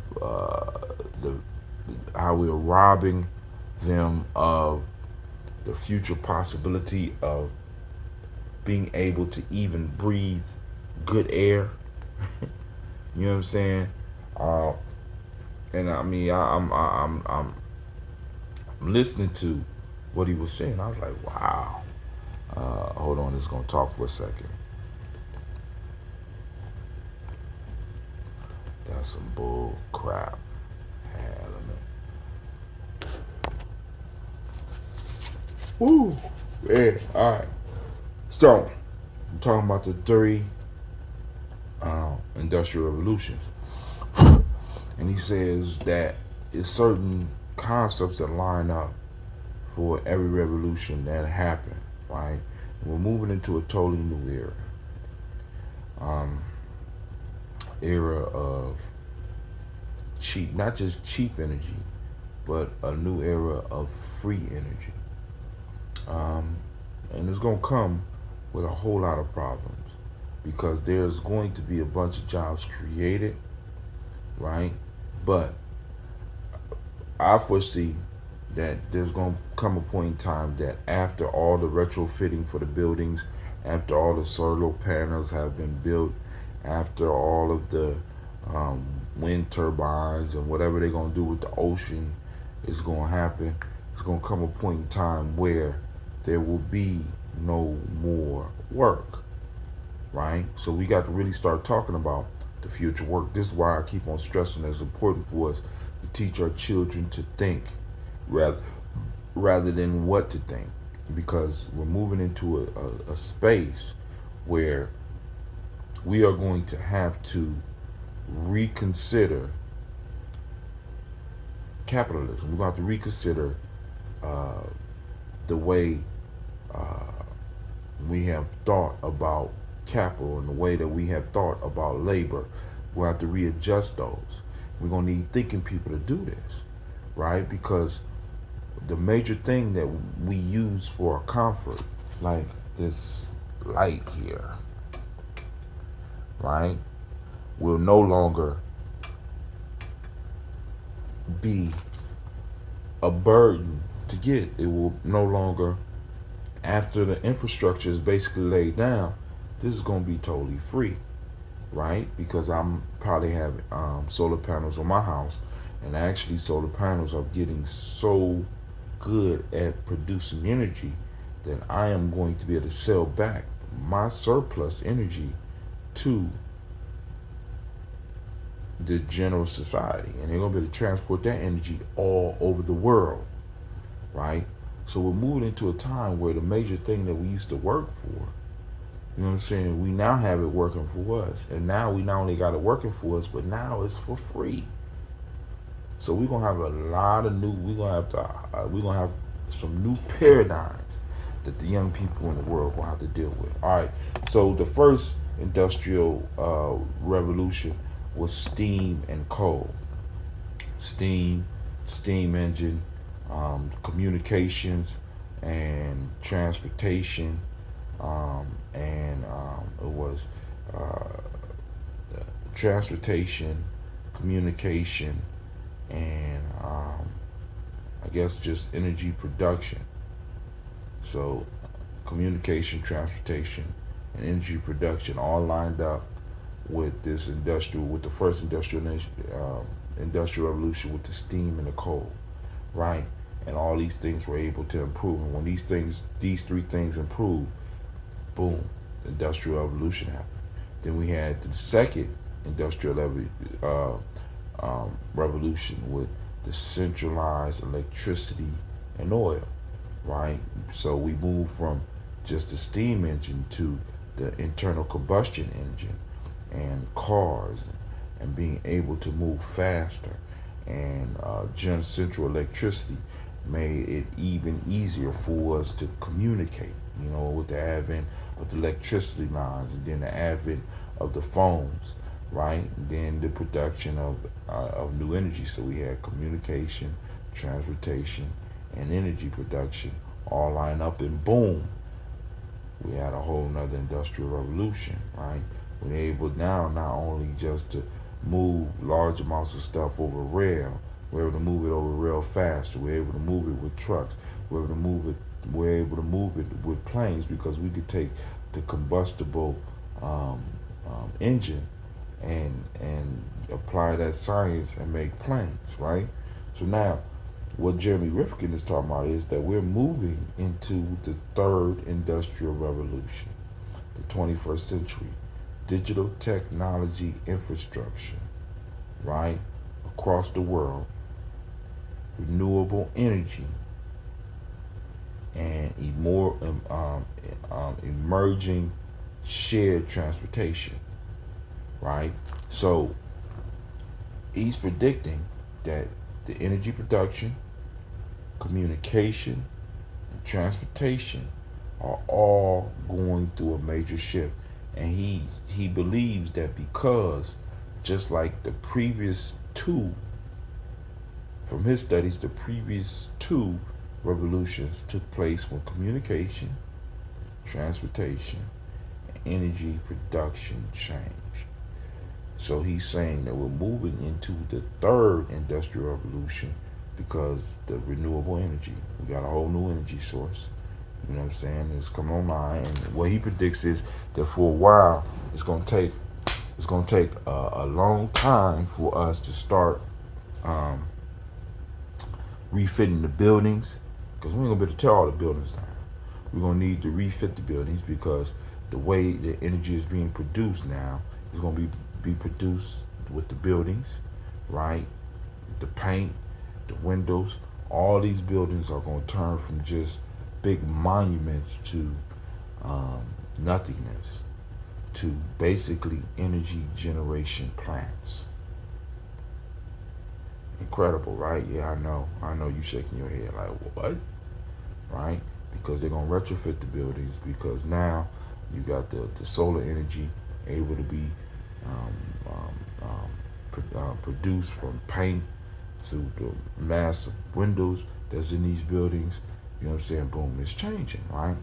So I would love to hear your thoughts on some of this, man, because it's like I'm hearing this, and it brings such hope. But then again, we're moving into a dangerous time where you got the world's shifting, but we got the old guard.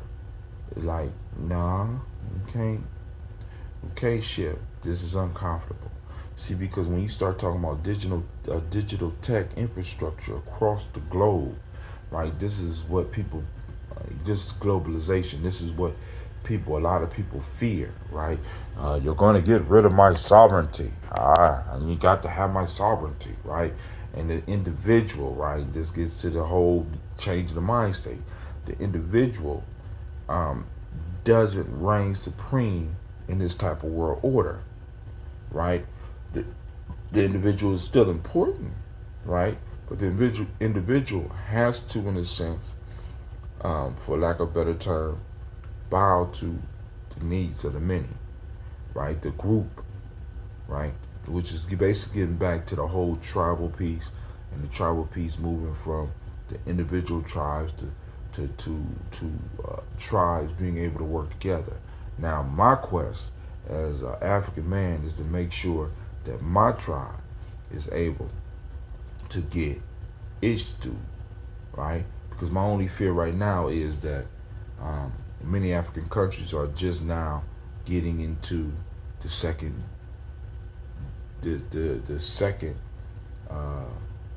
industrial revolution. They might still be building electric power plants when we need to jump right over that and get to building the solar energy piece. We got constant wind coming off the ocean. We got one of the largest coastlines in the world. You know what I'm saying? Well, we could be catching the wind off the ocean all of the time. We also have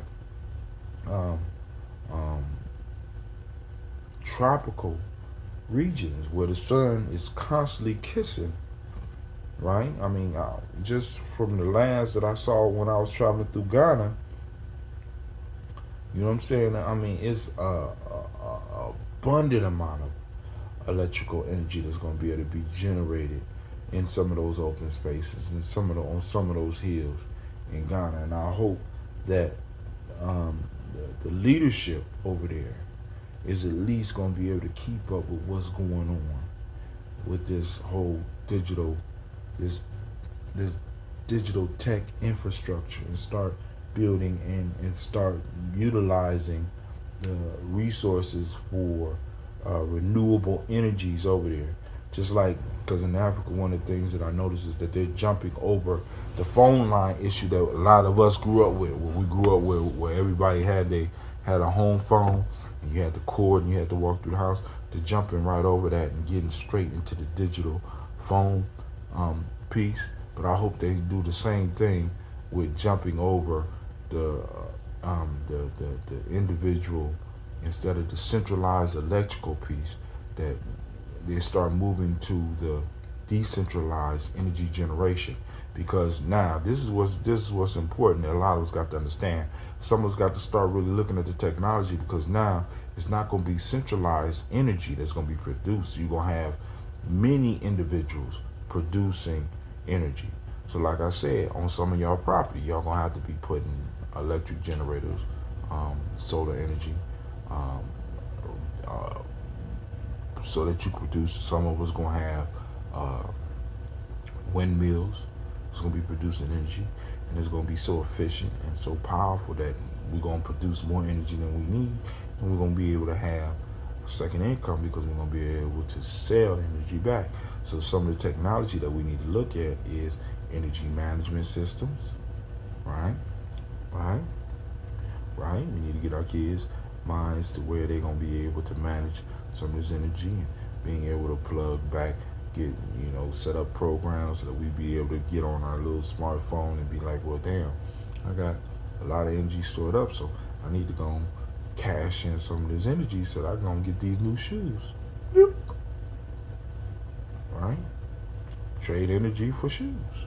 You know what I'm saying? Because I'm telling you right now, Amazon gonna be on it, so you're gonna be able to, I got a couple of kilowatts. Boop. Right? So I just wanted to share that. Just some thoughts about that, right? So, let's keep it. Let's get a discussion started or whatever. And I thank y'all for joining. And this is Brother Tim, and I'm out. I'm sitting up here trying to. Thank you for watching the video. I want you to subscribe. Click the bird right there, the fiery bird. And I also have a special video just for you, right there. And for those that want more information about Gye-Nyame Journey, go to our site. It should be right about there. Peace.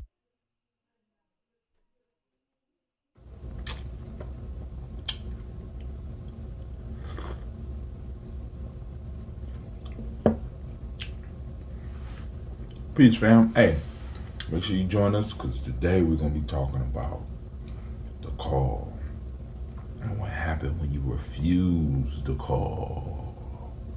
All right, so stay tuned for the journey. I'm out.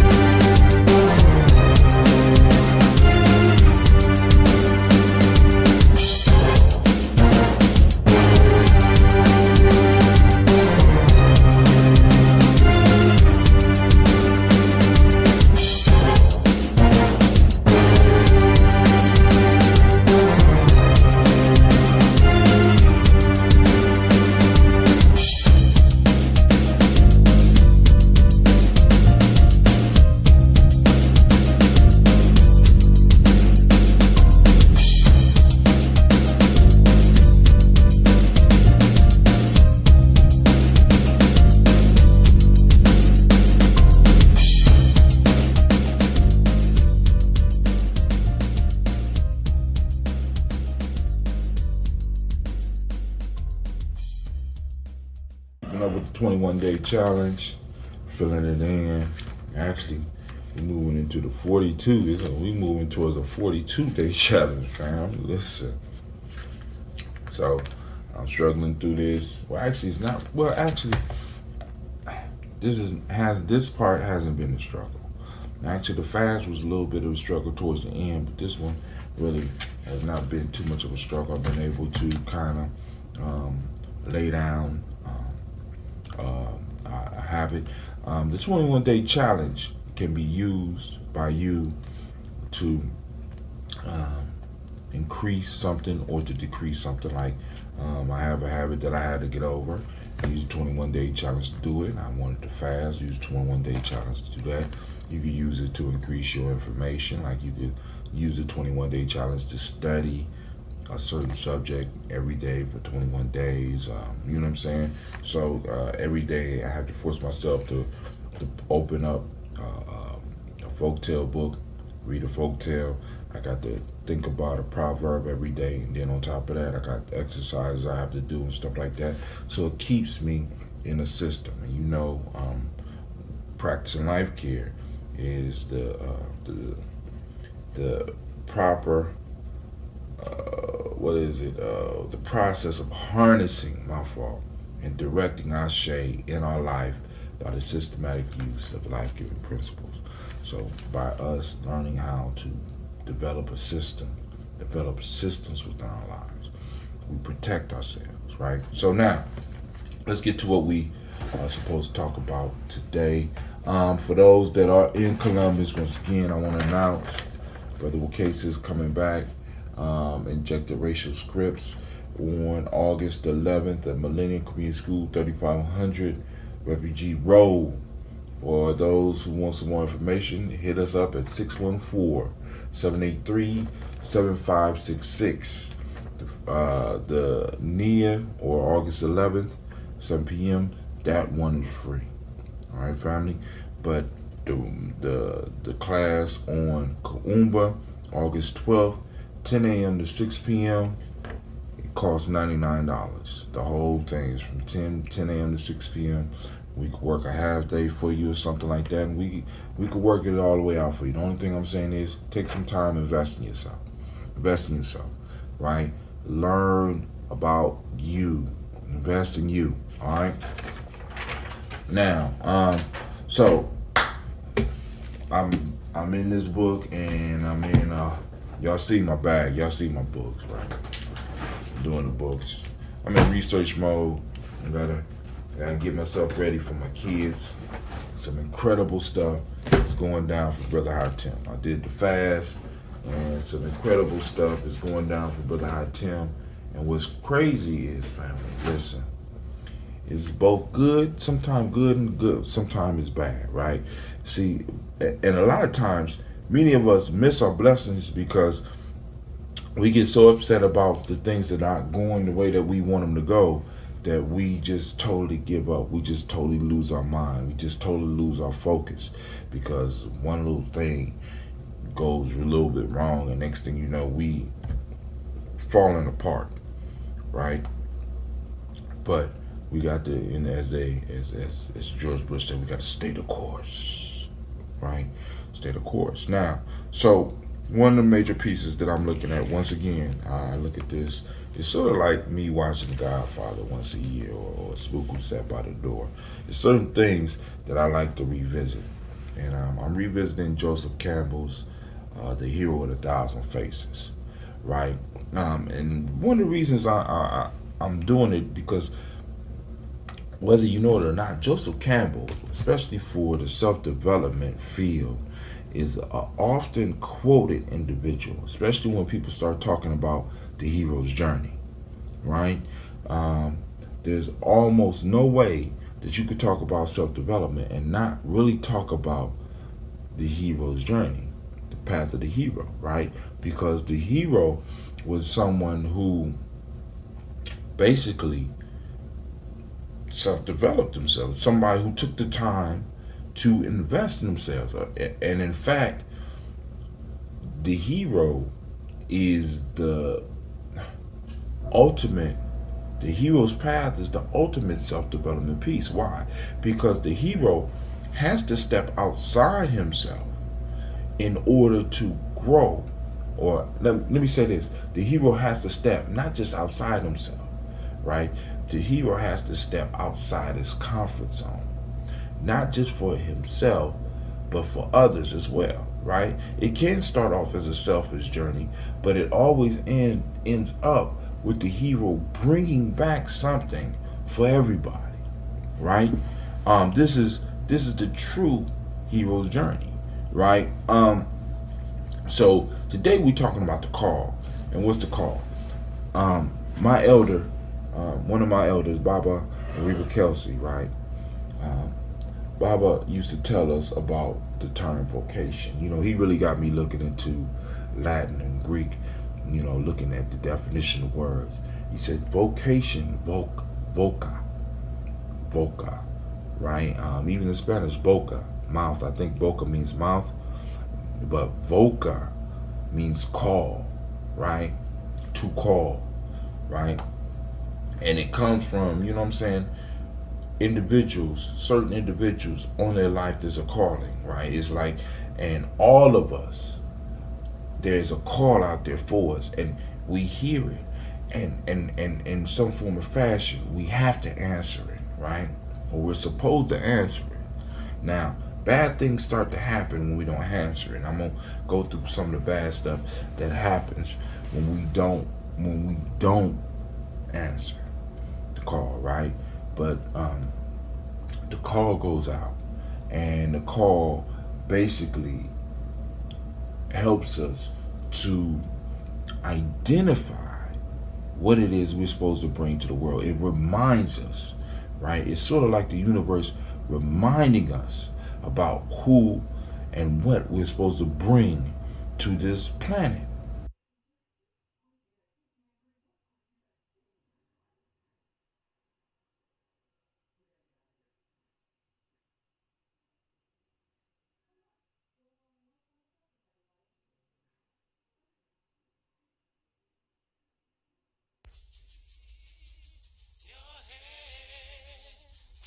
Just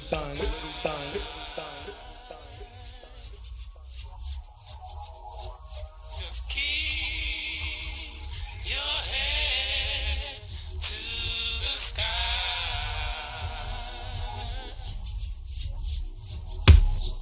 Just keep